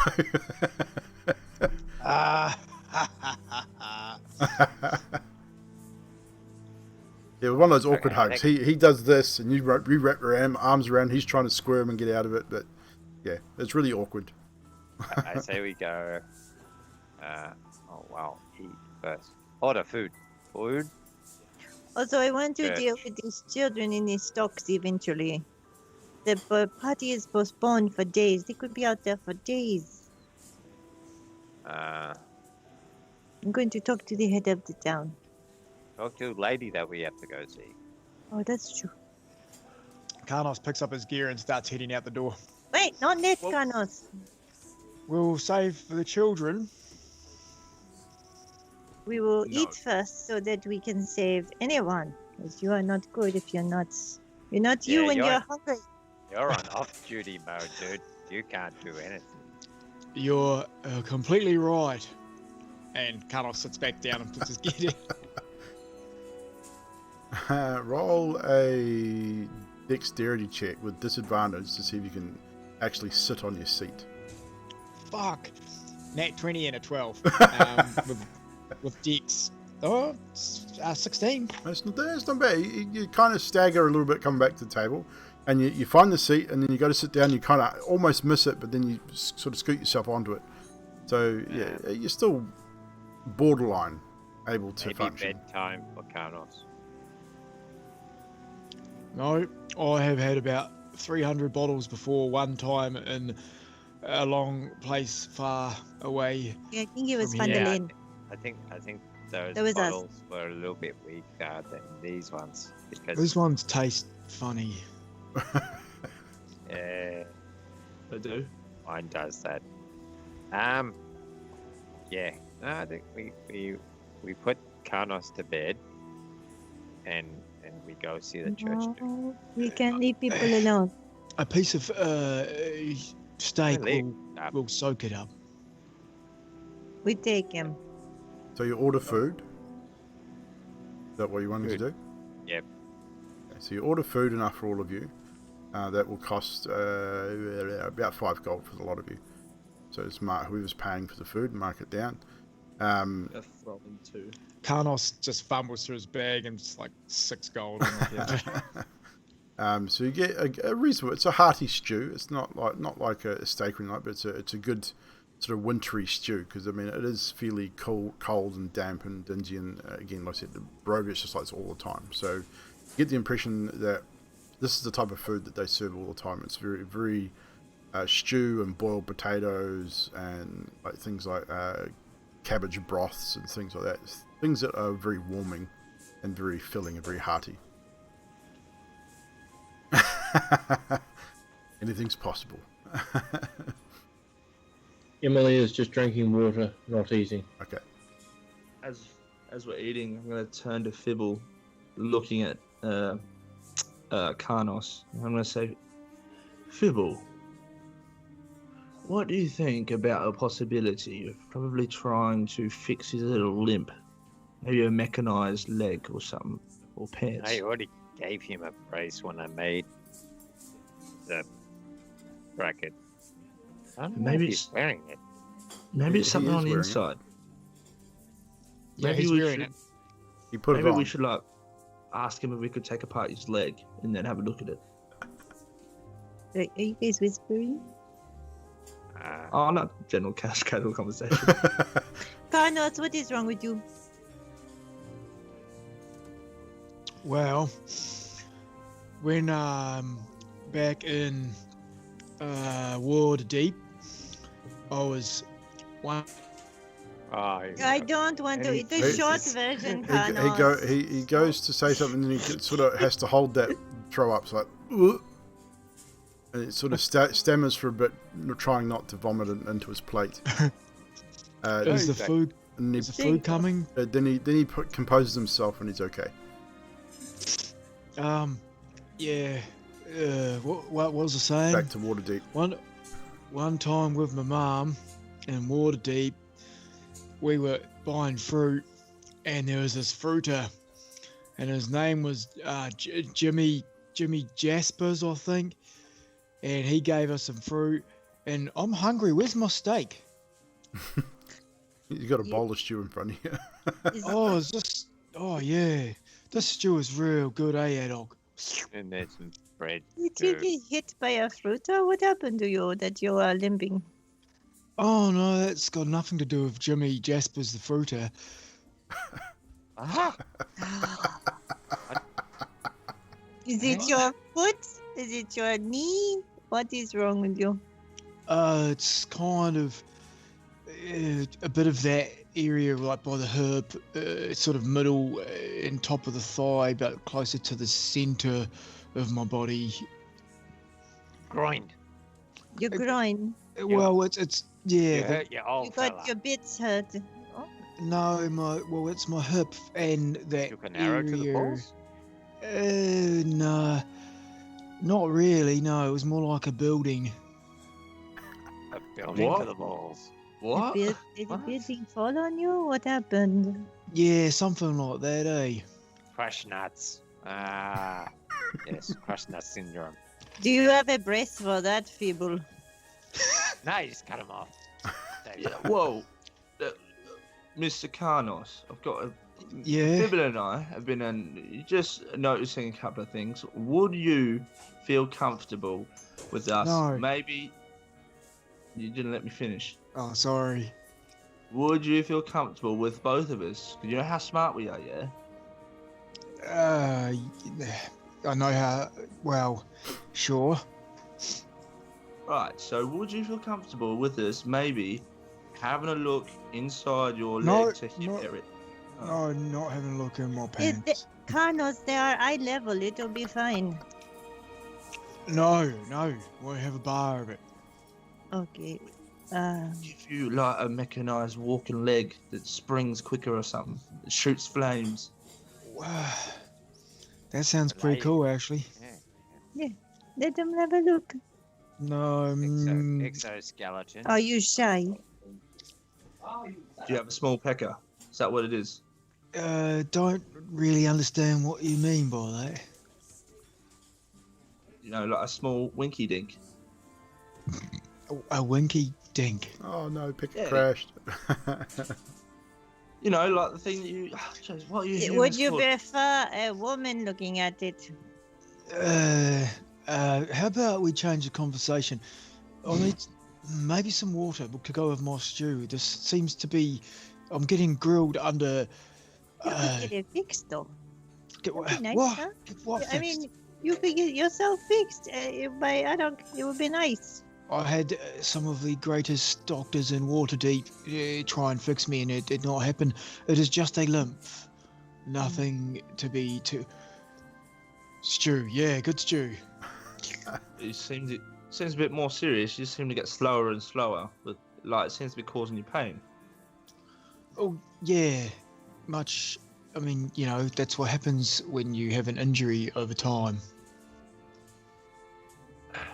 All right, we're going around in circles. Look, offers there. If you want me and Mr. Fibblestib to craft you a mechanic sort of something, let us know because we could do that. I don't think crafting a mechanic anything will take the internal pain away. You could put could rockets on it. Yeah. It'd be fun. On my leg. What is a rocket? Yeah. It's like a Charlotte, only bigger. It propels you Like forward. a dot. And I tell you what I could do is I could have a slow releasing poison going into your body to like kind of numb the pain. You just Okay, I feel don't. the poison. That's No, no? maybe a little. Yeah, that's a little bit over. No. He's already drinking enough poison, I think. This is absolutely astounding wine. This is not poison. I am going to have a minor rest from the alcohol. And that is where we're going to take a short break, ladies and gentlemen. And before we go on a break, I'm just going to acknowledge a chat response is here, something I forgot at the start of the show. A very big happy back birthday to Roasted Chicken. Get your butt back here. Roasted. He's scarpered. Get back here, boy. Birthday to Cam. Yeah, great. Thank you. That's yeah, It is Roasted Chicken's birthday today. I'm not sure how old he is, like 12 or something, but yeah. Leave it at that. let's get some hype in the chat for Roasting Chicken on his birthday.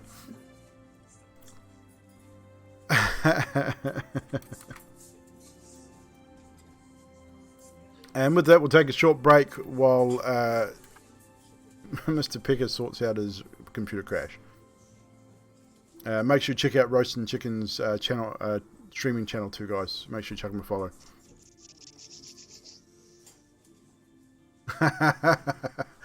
I forgot to say it at the start of the show, so you're lucky. I only just remembered when Mishka come into the chat. Yeah, I was like, bloody Mishka. Thanks, Mishka. I appreciate that. We're going to be right back, ladies and germs. I need to have a loo break and grab a coffee.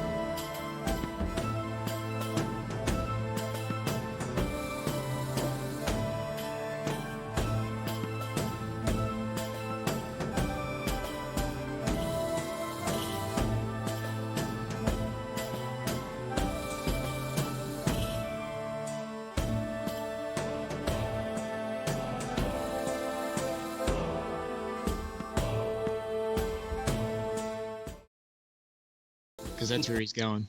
And we're He's back, forced chat. you in- Yeah. Yes, so thank you, chat, for coming and joining us this evening. We've got a couple of follows here to acknowledge. Or a follow, Darren787 with a follow. Thank you very much. Welcome to the channel. Mhm. And Own Galaxy was a couple of days ago, but it was another new follow. And welcome back to our regular viewers and chatters. Lady Litany, Blue Jay in there. Trashy doesn't count. She's here all the time anyway. And Mishka, welcome back. Moody, who was hanging out there before. Nutty's a regular viewer now, as opposed to a player. But you're a mod, you don't count. She's a mod. She's a mod. She's a mod. Yeah, I'm still 21 plus GST. And then some.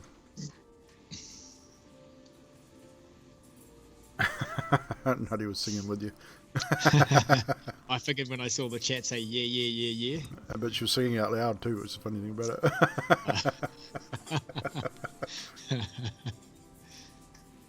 it.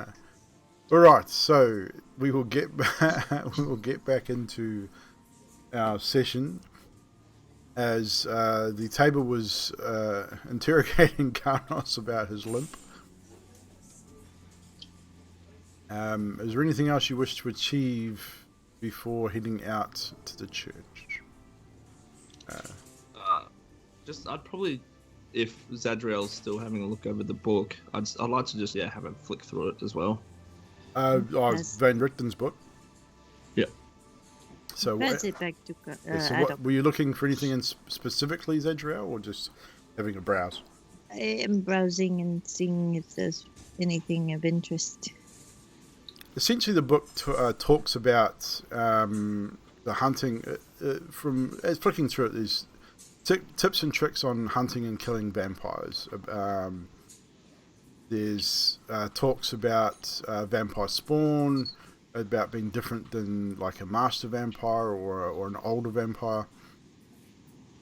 There's talks about vampires' lairs, and it's almost like a how-to guide in a lot of respects, going through different ways to deal with specifically the vampiric creature. Okay. Now pass it back to Adak. Adak, is there anything you specifically wish to look at the book, or look into in the book? Yeah, I want to see if there's any connection between the book's its knowledge, maybe any mention about Strahd or Barovia, the lands, at all. Roll a intelligence check with advantage because you have the book. And you're sort of just searching through it, looking for any specific sort of mention. Natural 20! Natural 20. The first one was a 7. So specifically, you start flipping through the pages, and at the start of the book, it's a lot of generalized information. It doesn't seem any specific mentions of anything. About 2/3 of the way through the book, at about chapter 9 or 10, you find a paragraph which specifically mentions Strahd by name as being a what in this particular board in this book is a master vampire, spelt with a YR instead of a IRE. But it specifically states that he is possibly the first. That there's no specific mention of Barovia, but it pretty much says that that Strahd von Zarovich is quite possibly the oldest, for want of a better term, living vampire or unliving vampire to walk the mortal realms. Right, I'm just going to clock that, close the book, and put it away. Emilia is going to ask if she can have a read of the book. and she's going to say that she doesn't want to go to the church. Then ask him. Adult, can I have that book and can I read it, please? Yeah, absolutely. Like just now, or you like? Because we're about to go to the church. If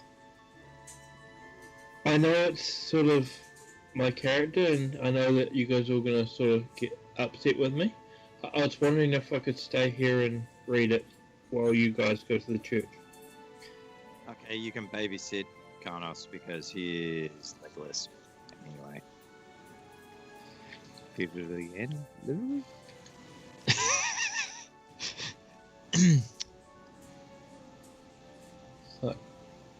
You could convince Carlos to Okay. stay. It's up to you. Garnos, will you stay and sit with Emilia? You can probably still order wine, I guess. I can happily. What are you going to do at the church? Pray and talk to this father. What's his face to see what he wants. We will let you know what he says. Yeah, eat All children. right. That's don't eat children. But I You will. might have.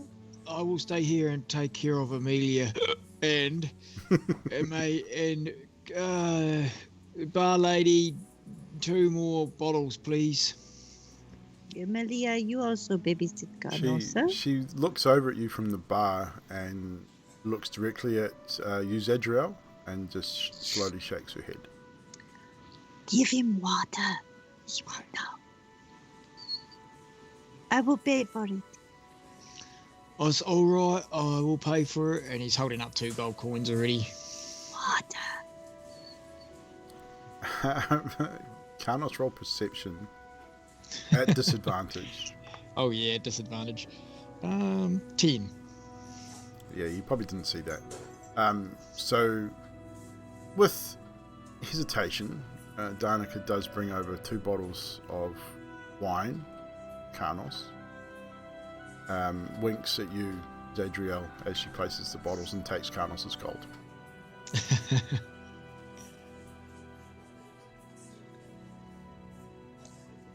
Carnos slams the bottles. He's like double nicking. Your wine tastes weird, but it's all good. Just Okay. before they go, Carnos, after he's slamming 2 bottles, goes, "You guys take care of yourselves, because I really miss that little halfling girl." And he just drops his face on the table. And passes out in his stew. What's left of it starts bubbling. Gonna just pick him up by his hair and take him out of his stew so he doesn't suffocate. So who is going to take Carnos to his bed? Emily will help carry him up to So the bed. with 2 of you, you won't need a strength check. Take him to the bed, and Emilia, you then retire to your own chamber with the Vampire Hunter's book, and the rest of you make your way towards the St. Andrew's Church. So Emilia. One thing first. Yes. I'm using one of the piano wires. I'm going to measure up Carlos's legs and around his waist and jot down the measurements. Noted. Do you need to look at anything? Maybe as a scarring or something. No, I just need dimensions. Okay. As Fibble's doing that, I'm just going to pull on Emilia's dress a little bit, like a small little tug. Emilia, just a quick word, yeah? Okay. Now, when you're reading that book, you might come across some information. Just whatever you do, don't let Carnos read it, alright? Okay. Just promise me, yeah? I don't think he's in a fit state to be reading anything right now, to be honest. Even if he wakes up, whatever, just whatever you read, keep it to yourself. Okay, I'll do this. Right. Vibble, you're almost done. Right hand. No, I'm good. I'm good. Sure. Right, so all tasks complete. Emilia retires to her room. Carlos is put into his bed. Emilia spends the rest of this time sitting and reading said book.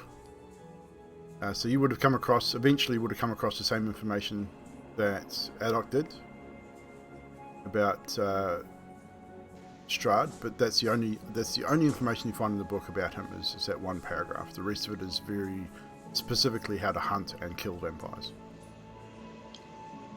Is there any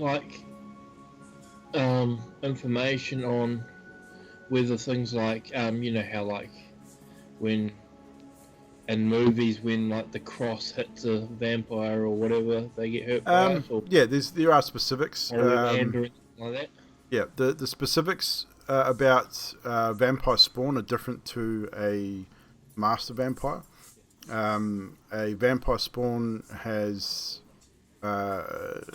lesser resistances than an older vampire, so some of those things do have an effect. There's no such thing as a cross or anything like that.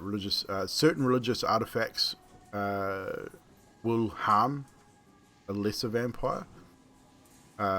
Certain places a lesser vampire cannot go if said artifact is held there. There is mention of having to be invited into a dwelling before being able to enter the dwelling, and you have to be invited by the owner. Again, that's more for lesser vampires and the greater vampires as well. There's one particular paragraph that would probably interest Emilia, I would believe. It simply states that once infected by the blood of a vampire, it not always, but it often happens where the victim does not immediately turn and retains their humanity until they taste of the victim's blood at their own hand. And you get the impression with the way it's written in such a way that they would have to not kill someone with a blade or with a crossbow and then drink their blood. It would have to be done in a more bestial or carnal manner. So by biting them themselves and draining them that way. But they have to drain them completely to death. Those particular victims are very rare. And a lot of the time, the ones that the author of Van Richten has discovered eventually lose the battle with this, what he calls the bloodthirst. The lust for blood becomes too much for them. I see. So they either take a life or they die? They don't die, but they essentially give in. Yeah. They give in to the thirst. They don't. The one he speaks of one that lasted several months before the thirst finally broke them, and they completed the ritual per se, and they did eventually turn. He's not heard of anyone lasting more than. So yeah, but it is possible, kind of thing. But it's that kind of guess that he's not heard of anyone that's lasted longer than that, but it is potentially possible given the will of the individual. Sweet. It's just sort of comparing to what I think I know in movies.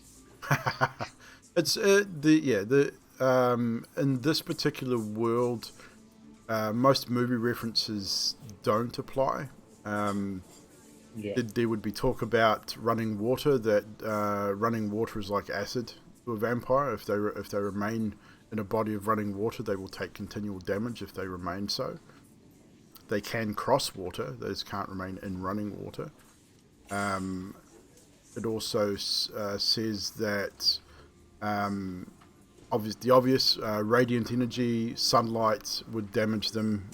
If they're caught in direct sunlight, they would take continual damage also. That sort of thing. A stake to the heart is mentioned as a way to incapacitate the vampire, not to kill it. It will render the vampire unconscious, in which point a master vampire would probably then vaporize and have to return to one's coffin to regenerate. Only in the coffin can they be fully killed. They have to be decapitated and burned. But it can only be done in their coffin. Lesser vampires, not so much. A vampire spawn or a ghoul or anything like that can be killed as long as they're killed along those sort of natures. They can be killed with fire, radiant damage, that sort of stuff. Excellent. So, with that, we switch over to the other four who are chatting in the chat right now. I'm watching this. Lots of references to the Terminator here. So you four leave the inn.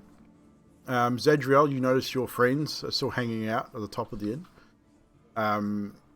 You head out towards St Andrew's Church. It takes you a little while to get there.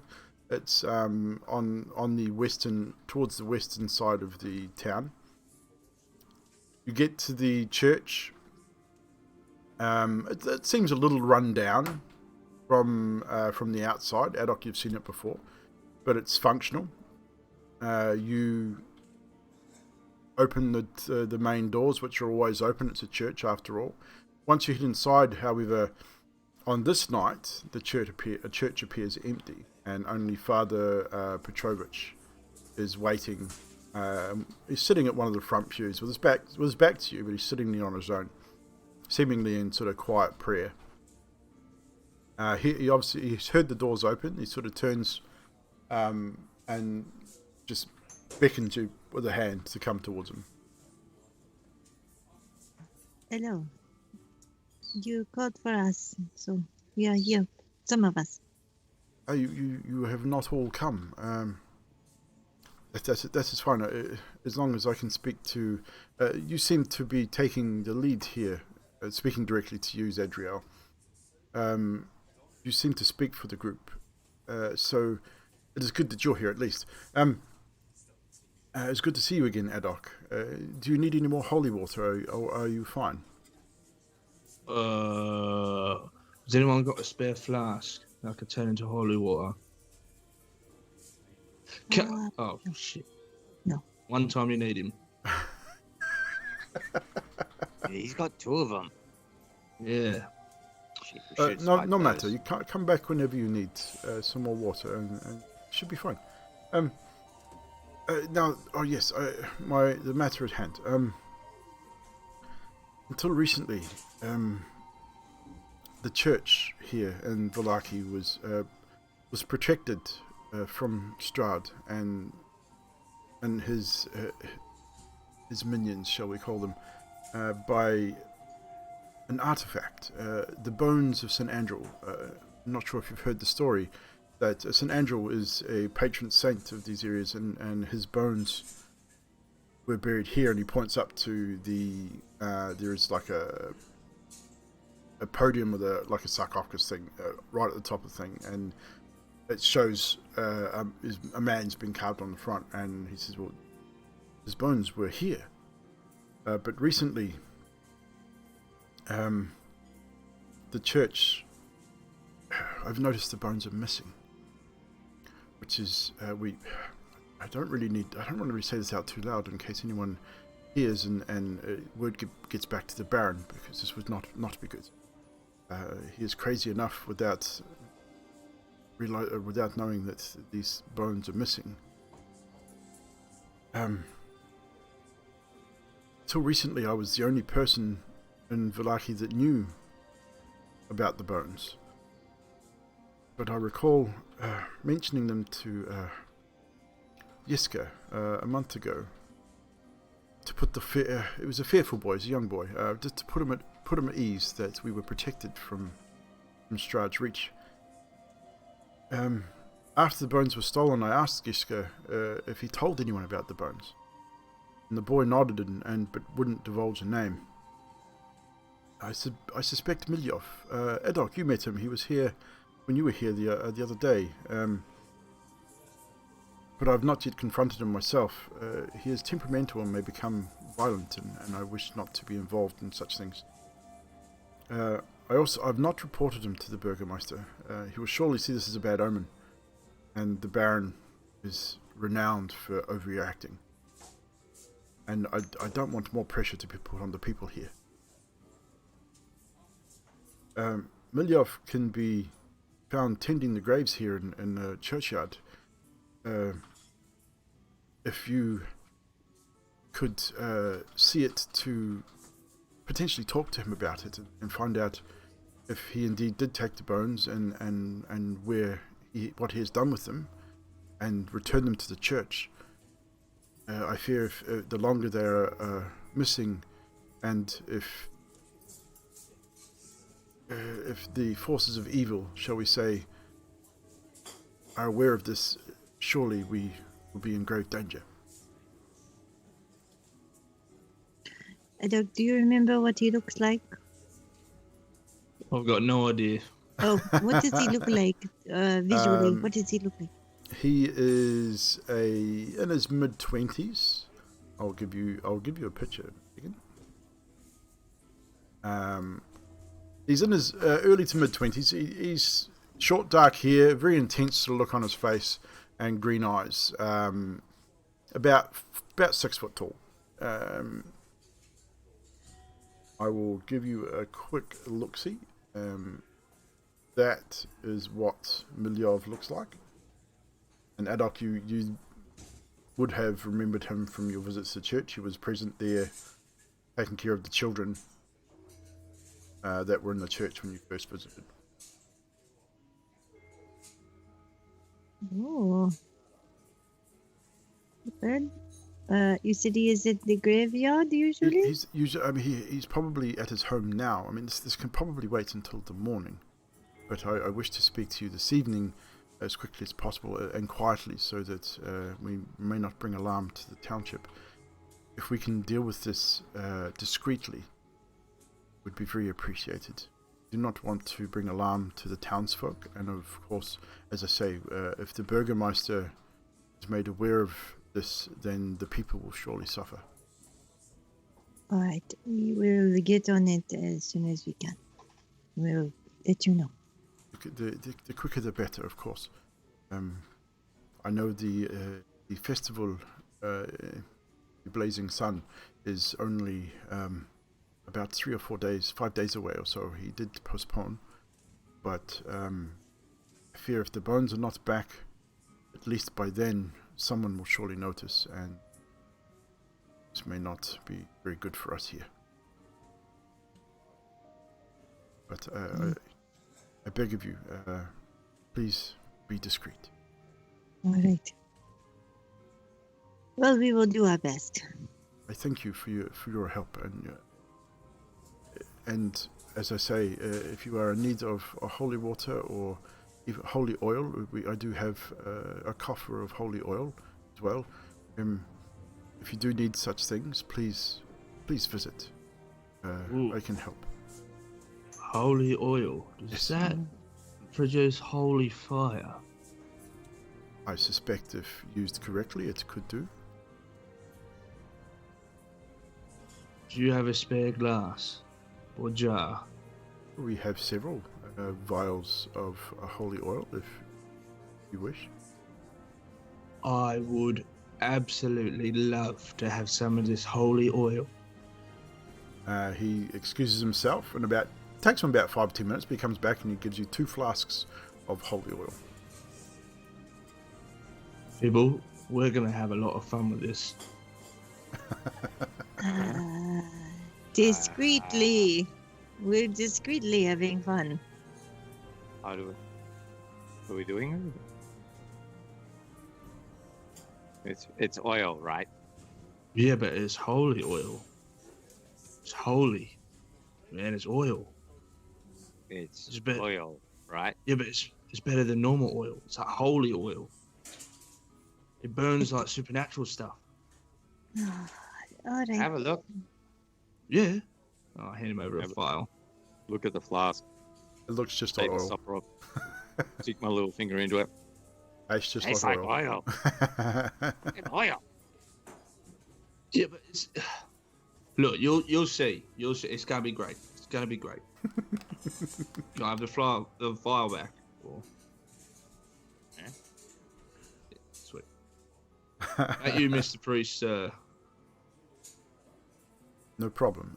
And if you could come back and see me when you either have the bones or at least have information about where they might be, preferably with the bones, or if you can't find them, at least come back and let me know, so we may, I don't know, try something else. Sure. We should get on it either tonight or tomorrow and let you know. Appreciate it. I appreciate your aid. Thank you very, very much. You're welcome.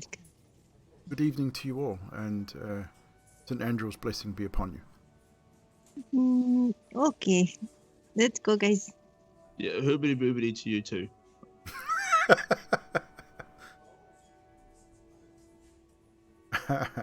And with that, you exit the church.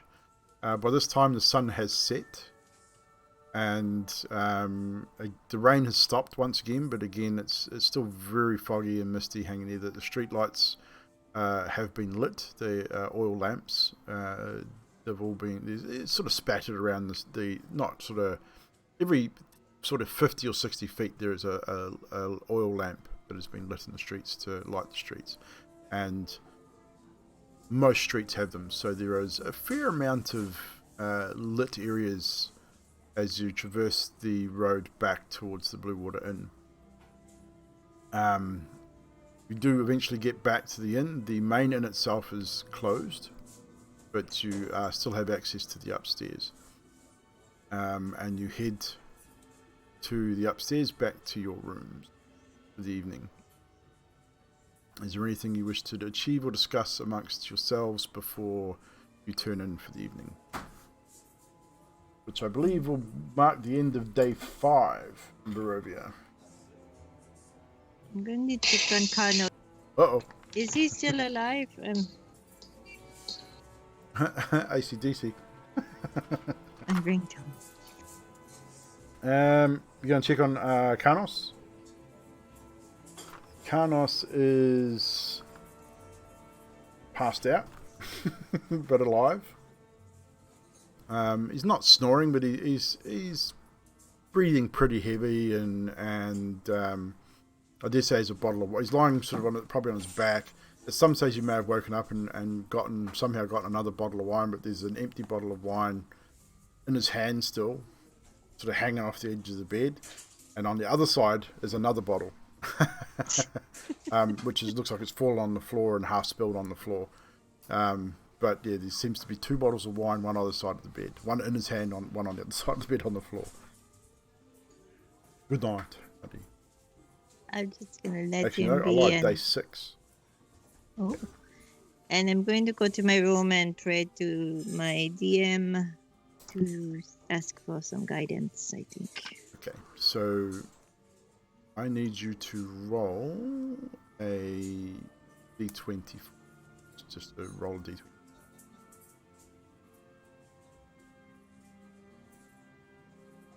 3. 3. You. Whereabouts do you perform the prayer, and roughly what are you specifically doing? In my room, I'm just gonna. Well, you guys ask are in a communal room. There's 4 beds, so. In a room no one's in right now, and I'm just gonna ask for some guidance, see if I hear him, see if Skaith's words got to me, so I'm gonna see if I can connect with him. Usually he'll say something and I haven't heard anything, so I'm just trying to. Okay, so you're just trying to make the connection.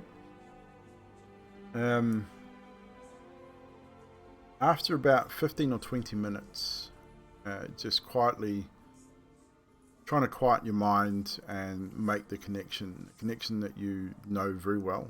It's a connection you've always felt. You've been able to use your palladic abilities, so things like divine sense still seem to be working. So the connection's not been severed with your deity. So the connection's still there. You still feel it. But it's not as strong as it usually is. It's definitely diminished somewhat, but it's still definitely there. You still feel that connection. It's nowhere near as strong as it used to be, which is a little worrisome. But with what you've learnt in your time here in Barovia, kind of not surprising either. Okay, I'm just gonna sit on my bed and think, and that's me. Anybody else? I would know what Emilia's room is, yeah? Yes. I'd like to go out and knock on the door discreetly if I can. Emilia, just come on in. Hello. Do you mind? Are you done with the book? Yes, you can have it now. I've read most of it. And Right. hands the book back to him. So, I thank you for letting me read this. yeah. Look, there was a reason why I don't want you to tell Karnos. He's pretty headstrong, as we know. And I feel like if he found out what obviously you and I have found out, he might want to charge in there, battle axe drawn, and he will probably get himself killed. That I understand that fully. If that is saying though, if what this book is saying is true, because we don't know, but I just don't want to risk it with Karnos. Grand ideas of being a hero. Yeah, it would. I mean, he's paying. It's not like I care about him. It's just he's paying for everything. So, you know. Yeah. All right. So, anyway, all right. Well, I guess it's nighty night. I'll go now. Thank you, and I'll just head out the door. No problem.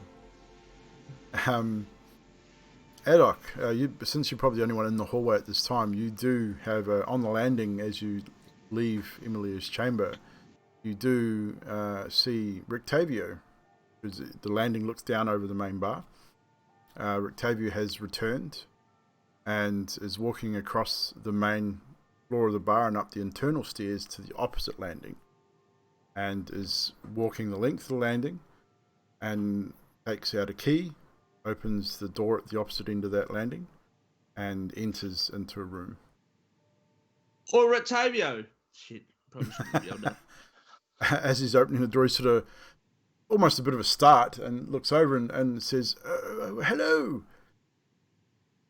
And he gives you a bit of a hearty wave. Look, mate, I'm a big fan. Would you humour me for like 2 seconds if I just came over there? Oh, you know what you know about me? Yeah. Have you been to one of my circuses? No, but I've heard of word of mouth. It travels. You know how this goes. Of course. One moment. I'll meet you at the front. Of, like, your room or my room? No, at the front of the inn. I think your stairs go out the front, and I'll have to come out the front door. I have a key, you see, because I'm renting the private room. Oh, I'll be right with you. And he heads back down the landing, down the internal stairs, crosses the bar out of sight, and you would have to go across the landing and down the external stairs to meet him out the front. Before I do, I'm just gonna open the door to where everyone else is and go, is there anyone else who could come with me for a quick second? I don't want to be alone in case I get snatched up by some weird dude. Am I there? No. You'd still be awake. That room you share with everyone. Like there's... yeah, I think Emilia was the only one in the room on her own. If no one wants to go, I will go. Great, fantastic. When you're ready, just follow me. What are we doing? Do you want to go, Feeble, with him to talk to Rictavio? Oh, the vampire slayer, dude. You Yeah, can why go. not? Let's all go. With the three of us go. Yeah. Skaters, you want to go? This would be funny if we brought us up in front. Skaters just don't want to go. But nah, we leave him. He's not a talker anyway, so what's the point? Okay, let's go. So the three of you descend the external staircase, and as you extend and come down, Rictavio is waiting at the bottom, and he goes, "Oh, more of you. What can I do you for this evening?" What did you say your first name was again, Mr. Rictavio? I can't remember. Hang on one moment. How can you forget your own first name? It's one of those things. I forget everything. I'm getting old, you see. No, I get it. Because he's an elven gentleman. When you get to be about 500 years old, you forget things. It's just how it is.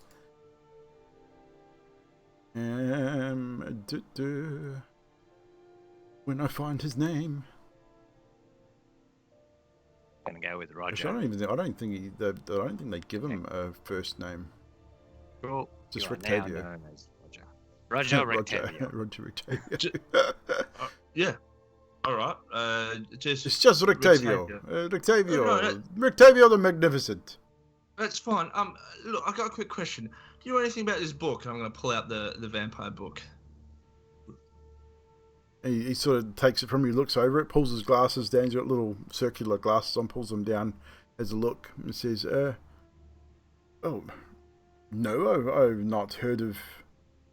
Who's this Rudolf van Richten? Sounds like a violent fellow. I mean, I'm not violent. I run a circus. I'm a bard. I tell stories." Can I insight check that? Certainly I have can. a question. If I cast Zone of Truth, does he know it? Yes. Oh, darn. I got a 17 on the inside. And I got a 24. Appears to be telling the truth.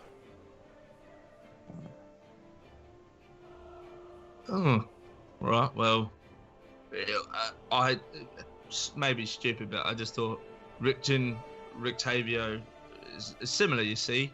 Oh yes, it is very similar. I mean, I am Alpha. It appears he sort of flips through pages. It appears this von Richten fellow appears to be human. However, pointy ears, round ears, a bit of a difference, but it does sound very similar indeed.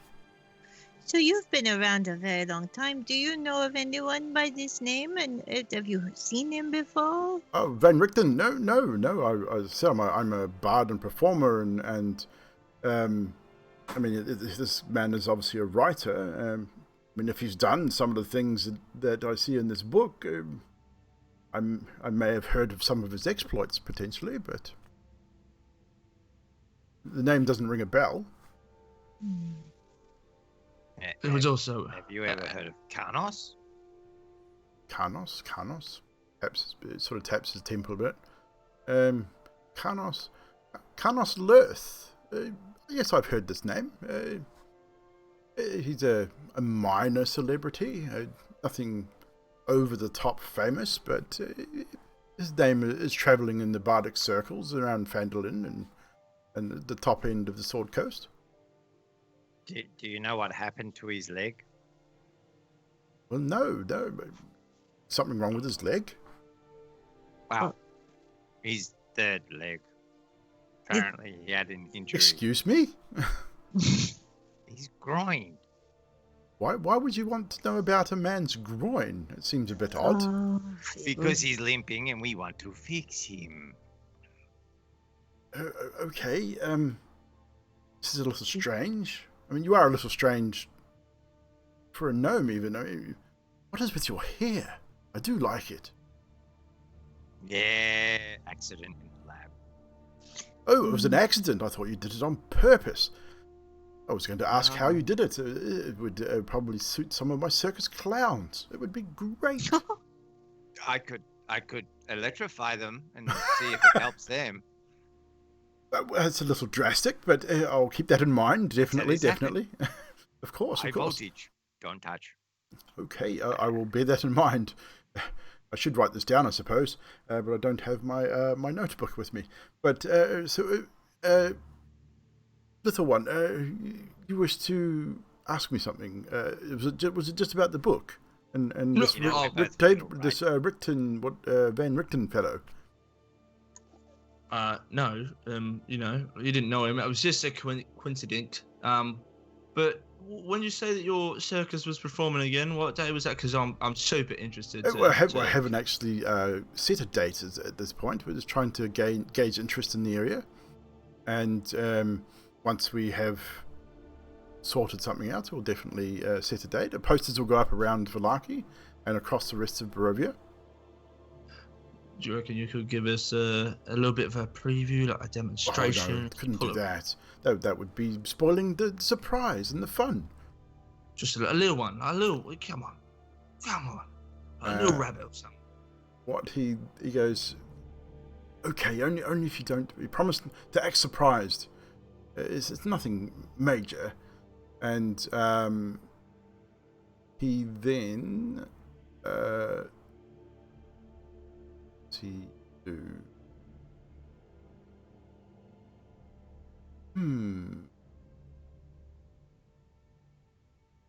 just casts a light cantrip and lights up his hand, which changes color. However, not just a standard light spell. It changes in ambers and reds and purples, and then he moves it from one hand to the next, and sort of in this dim light out in front of the inn, it kind of gives that almost that sparkler effect as he makes movements with his hand. Wow, that is Fibble. That is fantastic. That is like, wow, holy crike. I did say it was something simple. I said I can't give away too much. I mean, there's other people around here. I don't want to spoil the fun. No, trust me, I am absolutely bewildered with that magic. Anyway, do you need an assistant by any chance? Well, no, I have enough assistance, but I do appreciate the offer. If I am in need, if you would, how could I? Are you staying? You're staying at the inn. I could contact you here. Absolutely.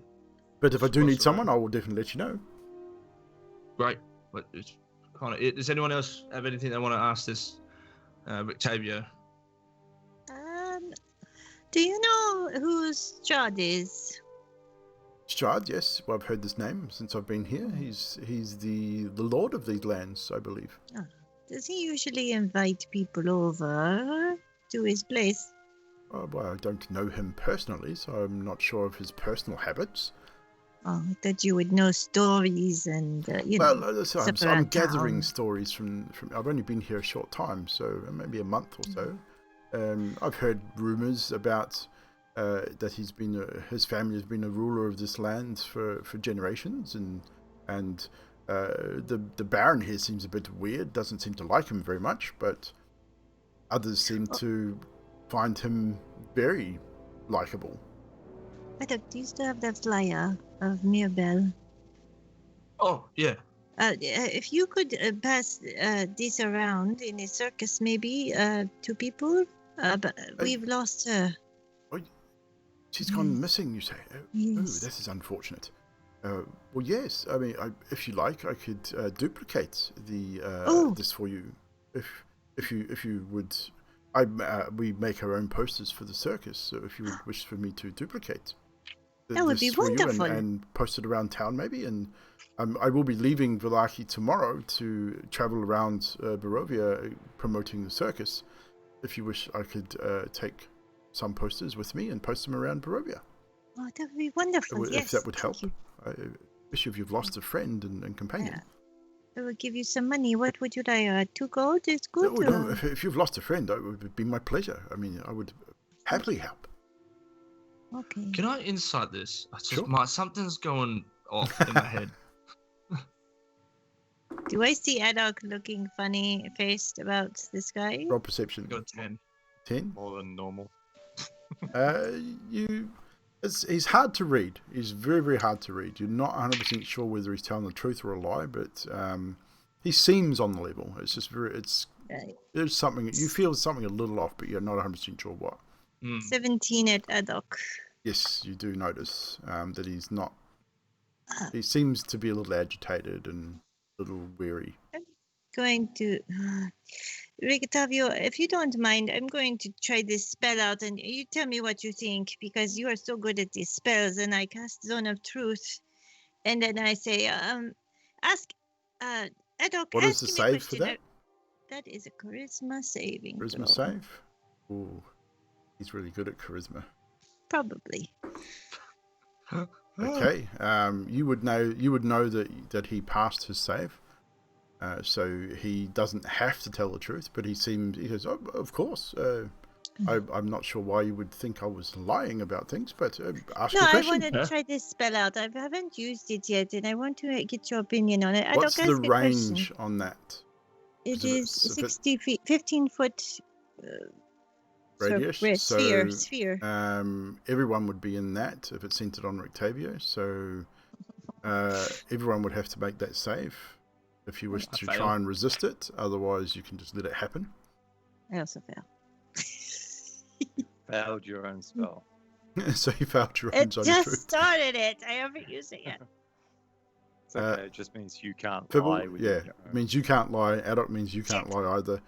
Fibblestub, are you accepting? not gonna You're not fight going to it. save, so you can't lie either. Yeah. So no one can lie except for Rictavio. Except for the guy I wanted to lie. But you don't know if he's lying or not. But so he goes. He says, "Ask your questions if you ask away." I mean, you've already asked several. What is it you really want to know? Do you really believe that I'm this von Richten character? Yes. Shit. I would Well, really like you to be. Why That would be amazing. why do you believe that? Why? Oh, no, it's a coincidence. And you said, why am I talking? Someone shut me out. Adult, did you take any food from the windmill? I did. What did you take? How much I food? took some pies. 5 of them. Stop asking me questions. Throw them away. No. I kind of want to try one. Oh, You do remember that those pies are, Windmill probably pie? made up of- What are you people talking about? we took some pies from the hag's windmill. She was eating children there, and we saved them all. That Oh, tastes that really was good. you. I had heard about this. So some of the guards were talking about some strangers that had saved some children. So that was you. I'm going to have was to that? remember this and write this down. And your name is, from memory, on my memory. Zadriel. That's it, Zadriel. And yours is green hair, and yours is little grey man. Right. Adult. No. Oh, It was Adok, right. Oh, and Carnos and uh, Skatus and Emilia. But and we're not Carnos sure. is with you. Ooh. Yes, that's why I was trying to work out what happened to his junk. I see. Well, I can't help you there. I can't help you. I can't really help you. I don't know what else to tell you. I'm really getting tired, so I should probably go to bed. I've got a long day tomorrow. Is there anything else? Can I have a look in your room? No. I need to stop. You may not look in my room. You really hate this spell, don't you, Carl? So how did I do it? It smells pretty good, I think. It's a good spell. Mm. So, Makes adult die. so how long have you've been in Barovia? I mean, you're relatively new. A week. About a week. Think? I don't know. A little under a week. 6 days, I think.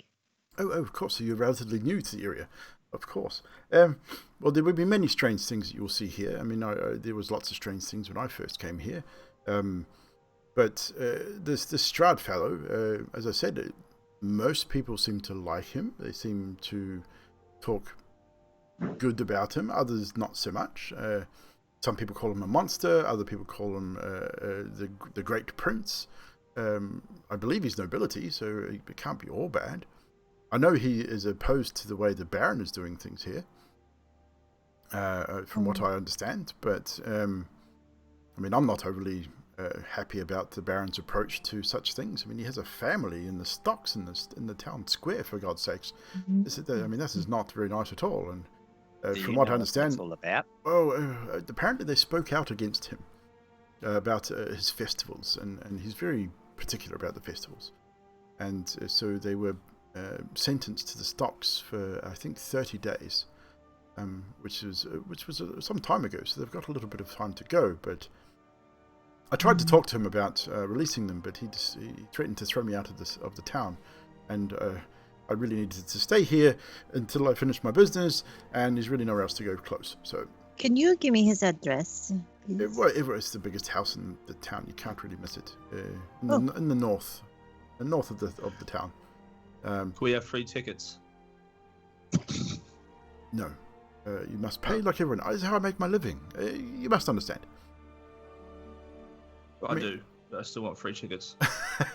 You're a strange little man, but I admire your Zadok. forwardness. I mean, I admire your forwardness, but you are very strange. But with that, I must bid you good night. I must get my sleep. Please don't disturb me again. Okay. And keep him away from me. Worrying me just a little bit. Which one? He points to Adok. He's a little concerned about him. Yeah, he's a bit strange. but I we will like be too. I like him. But I wish you all the best. I mean, if you are, when you do see this, the flyers for the circus, please come, and I may give you free tickets. We'll see. And he sort of, you can see he's a little bit weirded out by Adok, especially after the zone of truth and the little outbursts. He's sort of a little weary of all of you, but especially Adok. And he slowly moves back into the main doors, uses the key that he's been given to unlock the main doors of the inn, goes through them, locks them behind him, and disappears. I'm going to steal that key. Fuck. How long does the zone of truth last? It's like 10 minutes. 10 I minutes think. or something. Let me look real quick. I think it's 10 10 minutes. Yeah. So for the next 10 minutes, Adok, you'll be telling the truth. Why are you grey, Adok? I don't really know. Something about reincarnation. Wait, what? What? No. I'm going to go to bed. Are you now? Yes. I am going to bed. And I'm going to proceed to walk towards Oh, hilarious. And with that, Adok slowly but very purposefully makes his way towards the bedroom and the beds that you guys have hired, and leaving Zadriel and Adok on your own momentarily, if you wish. Otherwise, you can follow him bedroom. No, I'd follow him. Okay. So, is there anything else you wish to achieve before sleep? Knock on Emilia's door. Knock, knock. Come in. Hello. Did you remember when you said you wanted to talk to me? Did you still want to talk to me? I do. I sort of lost track of time there. Yeah. Now, does the I zone like of truth that. move with a person or not? Is it in the area, or does it stay with the people? I think it's just an area, isn't it? It's just an area. Okay, so yeah, once you move out of that area, you're fine. Right. I just had to make sure.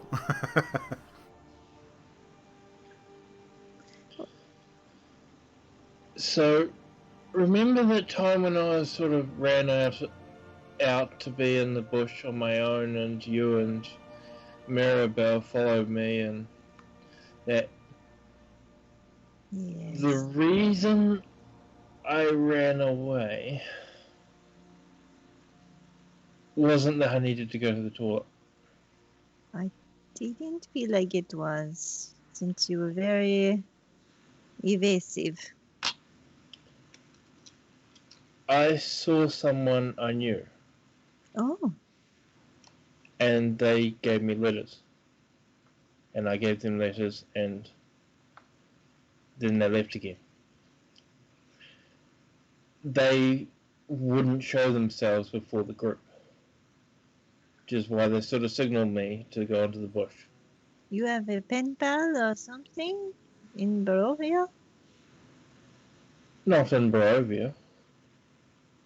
Who is it you saw that you know? Family friend. So I don't understand. Why couldn't they just talk to you? They fear you. Me? Well, the group as of such. Oh, we are very friendly people. They aren't. Oh, So it's difficult to say. It's my family, you could say, are not the best people in the world. And I know that you can sense what their blood that runs through my veins. mm-hmm. And that is from them. So, yeah, that's sort of... Well, let's just say that my charisma's so low, there's no point in me even trying to lie to you. Well, that's good because So, I have learned a lot of things tonight. So, but if so, they don't want to talk to us. well, let me just ask you a question. You're a paladin, right? Yes. So what do you know of creatures that are not human? The undead is what you're talking about? The undead, demons, werewolves, that sort of thing. I know a lot about them. Have you ever heard of like a demon or a creature that lives within a person while they're alive, but cannot be released until they die? DM, do I know of this sort of thing? Roll religion. Shit. Or religion or history, your choice. 16? 16. You've heard of demon possession, which a demon can take over a mortal being. But normally what happens when a demon enters a human or a humanoid, it normally takes over completely. Not much of the host remains. There has been occasion where the host remains aware and is not aware of internal sort of conflicts, but it's generally about it.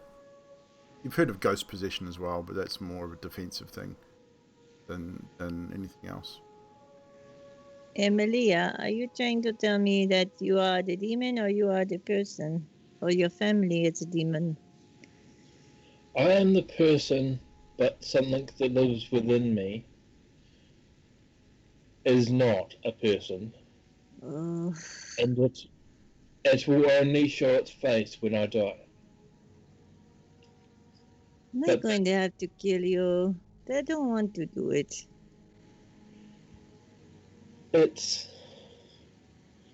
I'm not sure that killing me will help. Because from what I understand, killing me will just release it. Is this why you do the things you do in the ground? Because you are trying to keep it in? Sort of. I do the things that I do on the ground and on my robes with the blood to pray my original God. And pray for that God to protect me. And is this other family member a demon too? No, she's a pure God. A goddess whose name I can't actually remember right now. Oh, jeez, how am I going to figure this one out? And you're writing letters to her? I am writing letters to my family, who may think that the group kidnapped me. Oh no. Did you tell them we kidnapped you? Well, no, Emilia? but I was sort of supposed to be waiting for them in the inn to pick me up. So why didn't you wait for them? I saw this guy who was famous, and he asked me to go on a trip with him. You are a roadie for condos? To a degree. Oh no. Emily is a fangirl. Oh, I'm going to touch my water skin and start drinking. Oh, So, the other night, when I was up in my room reading my letters, and you were down here having your drinking game, and I read my letter that I received from my family, which said that, basically said that they were wondering why I had disappeared, and that I had, they had assumed that I had been kidnapped by this man named Carlos. You may have felt the fact that I used the facepalm spell, my facepalm cantrip. Yes, I'm That was, going to that use was it. me facepalming my own stupidity. Have you told them what you did? No, I don't plan to tell any of them. They're going to try and kill us. Well, technically, I don't know if they would come to Barovia. I know that they'd send the messenger, So but your I don't know god, if they would come. so your goddess is sending you the letters? No, my surrogate family. Oh. Does your goddess speak to you? No, but I know she's there when I see the moon, which is sort of difficult in a place that's covered in mist. Have you told Garnos how you feel? Sort of. He knows that he's the reason that I came along. There is so much drama. I don't even know where to start with you, Emilia. I don't even know. Do you have a demon inside of you? And I am a paladin. And you know what paladins do, yeah? Well, it's my understanding that if you were to kill me, since I'm innocent, that would break your oath. Even though that, and then releasing the demon would break your oath as well. I don't follow that oath. For what I know about paladins, that would be the case. What do you want me to do? Why are you telling me this? I'm telling you this because I trust you. Which, after about 6 days, might be tad foolish, but I appreciate that, but if we get into a fight and you die, what will happen? Am I going to have to kill a demon? Or am I going to try to save you? trying to save me would obviously be the wisest choice. Am I going to be able to heal you? Well, let's just say that this isn't why I'm the first one rushing into a battle. I'm sort of the one sitting in a chair in the background, avoiding it. Is there anything I need to know that will make this demon come out that you can warn me before something happens? That you and I can...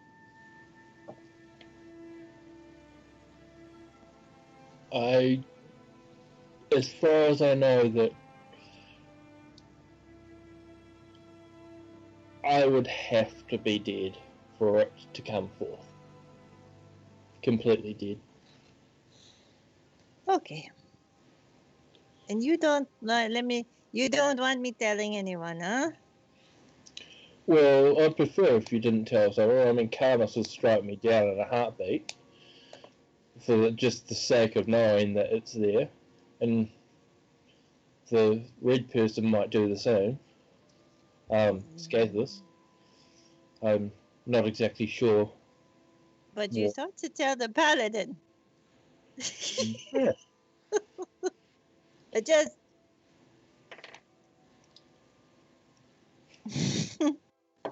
I'm gonna go to bed, and I thank you for your trust in me.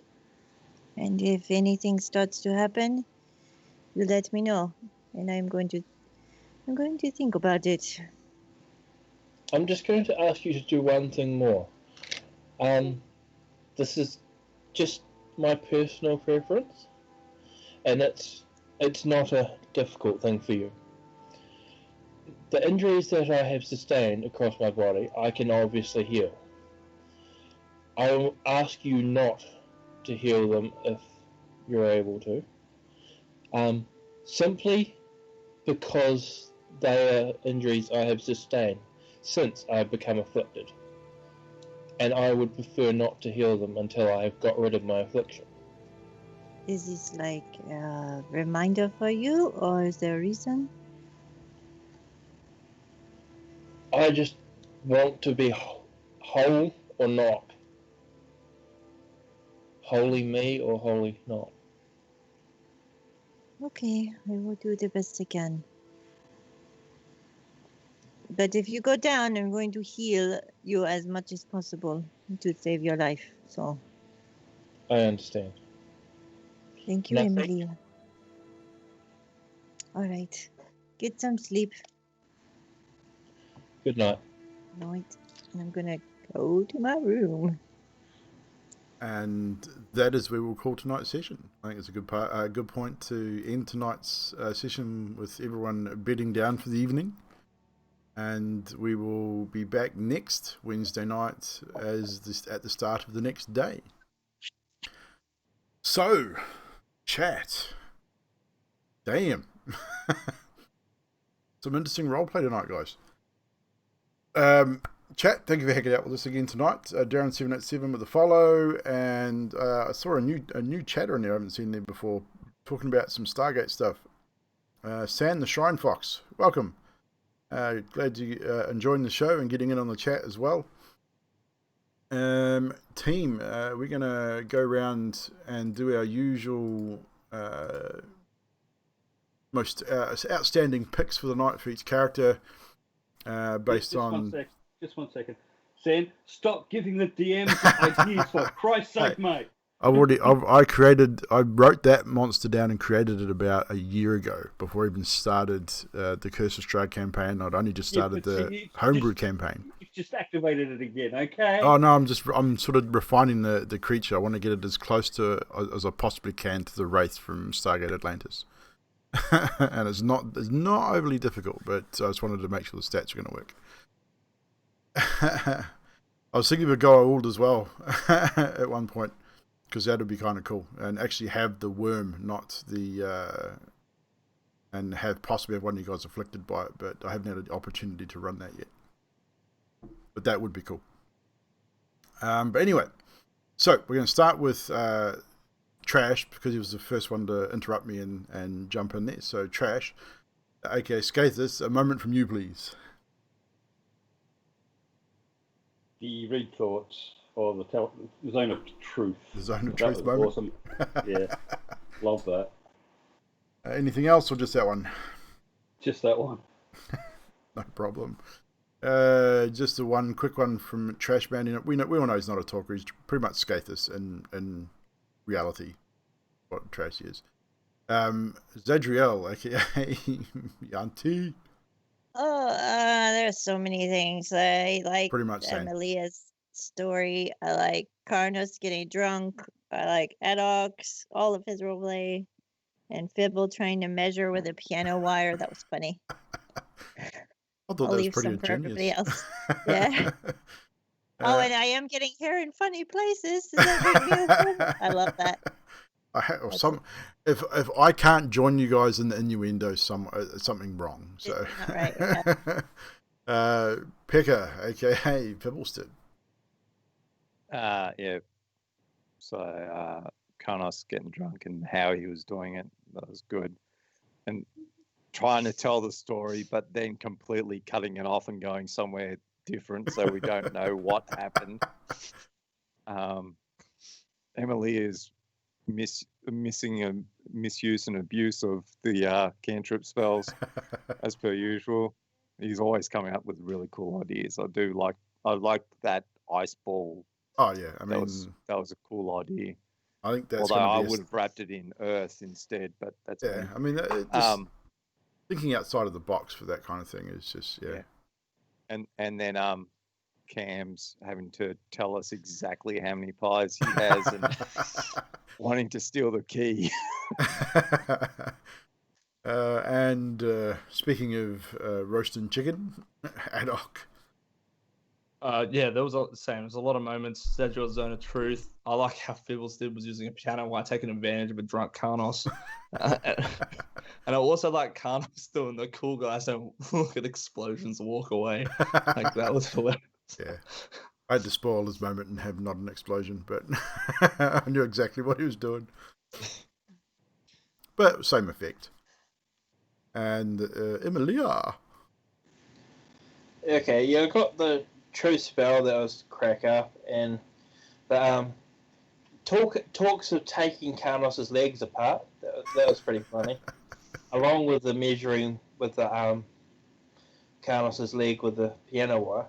The other thing was the tiefling tail whip of yes. whacking him with his tail. That was brilliant. Well done. And of course, lastly, Karnos, aka Orbasm, in the chat. Yeah, the water sausage, the water oil sausage immediate description there was quite amusing. The cantrip use is good. We've been over that, but I like the conversations back and forth that Addock was having tonight. I think someone said earlier on Addock was in a good mode or something. He had good conversations, enjoying those. But my favourite Addock conversation was when the priest said, oh, bless you, boy, you were there, and he says, hoobity boobity to you too. That was fucking great. Yeah, Fibble and Addock trying to make Karnos some sort of bionic soldier or something. Oh, and he's frozen. We'll give him a moment. We'll give him a moment. He'll be back. He's back. He's back. With that. Goddamn, per usual. But yeah. And yeah, the zone of truth moment was definitely cool as well. There was a lot of good stuff tonight that was funny. So excellent work. So yeah, and the same thing for me. All those moments and more. I mean, the role play across the board from everybody tonight is again stellar. I mean, we across both campaigns, role players just improved something shocking. Props to Drax for coming in as a brand new player of D&D, not really being much of a role play gamer prior to this, and coming in, and the role play from you, Drax, is getting there, dude. A few moments where you sort of say, Emily is going to do this and do that, and it's sort of like, okay, just jump in and do it. Just you don't have to describe some of those moments; you just do it. Other moments you do, so it's getting there. It takes a little bit of time to remember that. But yeah, the moments, the zone of truth. Unfortunately for Zadriel, Rictavio rolled like a 27, so he has a really high charisma. So otherwise, that could have changed that whole conversation to something completely different. But yeah, the zone of truth with Addock and just blurting out things, then covering his mouth. And sort of go, oh, nope, can't say it, so shut up. And then Zadriel, even, same thing, talking about, but I really want to try one of the pastries.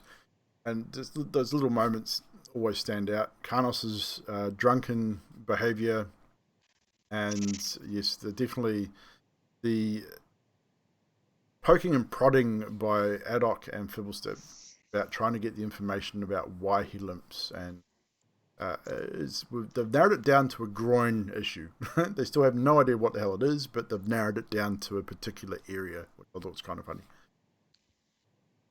But Karnos is still wearing the knee brace that Fibblestead made him, which is kind of funny. But yeah, so again, great show, guys. A lot of fun. As I said, chat, this is a no rush campaign, so we're not rushing into any particular direction. Me as a DM, I'm not pushing the players into any one particular place to go. They pretty much make their own decisions when they make them. If they want to hang out in Valaki for the next 2 weeks, they can. It's not a problem. They make decisions on whatever they're going to do, and they'll do it and take the time that they take to do it. So this campaign, we probably won't see a huge amount of combat. What combat we do see will be Theatre of the Mind. So it will be a little different than the Sunday campaign where we're using a live map with miniatures and things like that. But yeah, I'm enjoying it. I mean, I hope you guys are enjoying it. I hope the players are enjoying it. It's a great module. I've always wanted to run it. So, without any further ado, I think we will call it there for the evening. We should find someone to raid. Find another D&D. So another level for burning the windmill? Hell no. Minus level for burning the windmill down. But no, you already got your level for the windmill for finding the book. So Fibblestep, that reminds me, if you wish before you go to sleep, you can read that book. Yeah. Which will I take was actually reading part of it earlier. It'll take a couple of to read the book in game and take a couple of hours to read through it. But so we're gonna start next week in the morning. Yes. So you'll complete a long rest. Yeah. So you will gain your spell slots, all that sort of stuff back, full health, all the rest of it. So yeah, you will complete your long rest before we come back. We will start in the morning campaign. So we've got another one here that's only going, another Curse of Strahd. Tabletop Knights. We will raid them. They are doing the Curse of Strahd also. Only got 5 viewers. So we shall raid them. I'll be back tomorrow night, ladies and germs, with some gaming. Potentially some more Dying Light with maybe Trashy and Yanti if you guys are up for it. Because that was fun and it was amazing hearing Yanti squeal every 5 minutes when we were running around with zombies. That was scary. That was Roasted fun. wants to join. Yeah, right. Yeah, if you guys are up for it, I'll be starting around 8 o'clock my time. But yeah, so if you're keen, come and hang out. Come and watch and hear Yanti cry a little bit. And probably Cam too, because he's really bad with the jump scares. So My frying pan. Ding. Oh, that frying pan was so cool. But yeah, until tomorrow, take care, and we will see you all tomorrow evening for some gaming, and then we'll see you on Sunday night for no gaming Friday night. I got D&D at Baz's place on Friday night, and then I'll be back again on Sunday for D&D here. So until then, take care, everybody. Thanks for hanging out with us. See you later.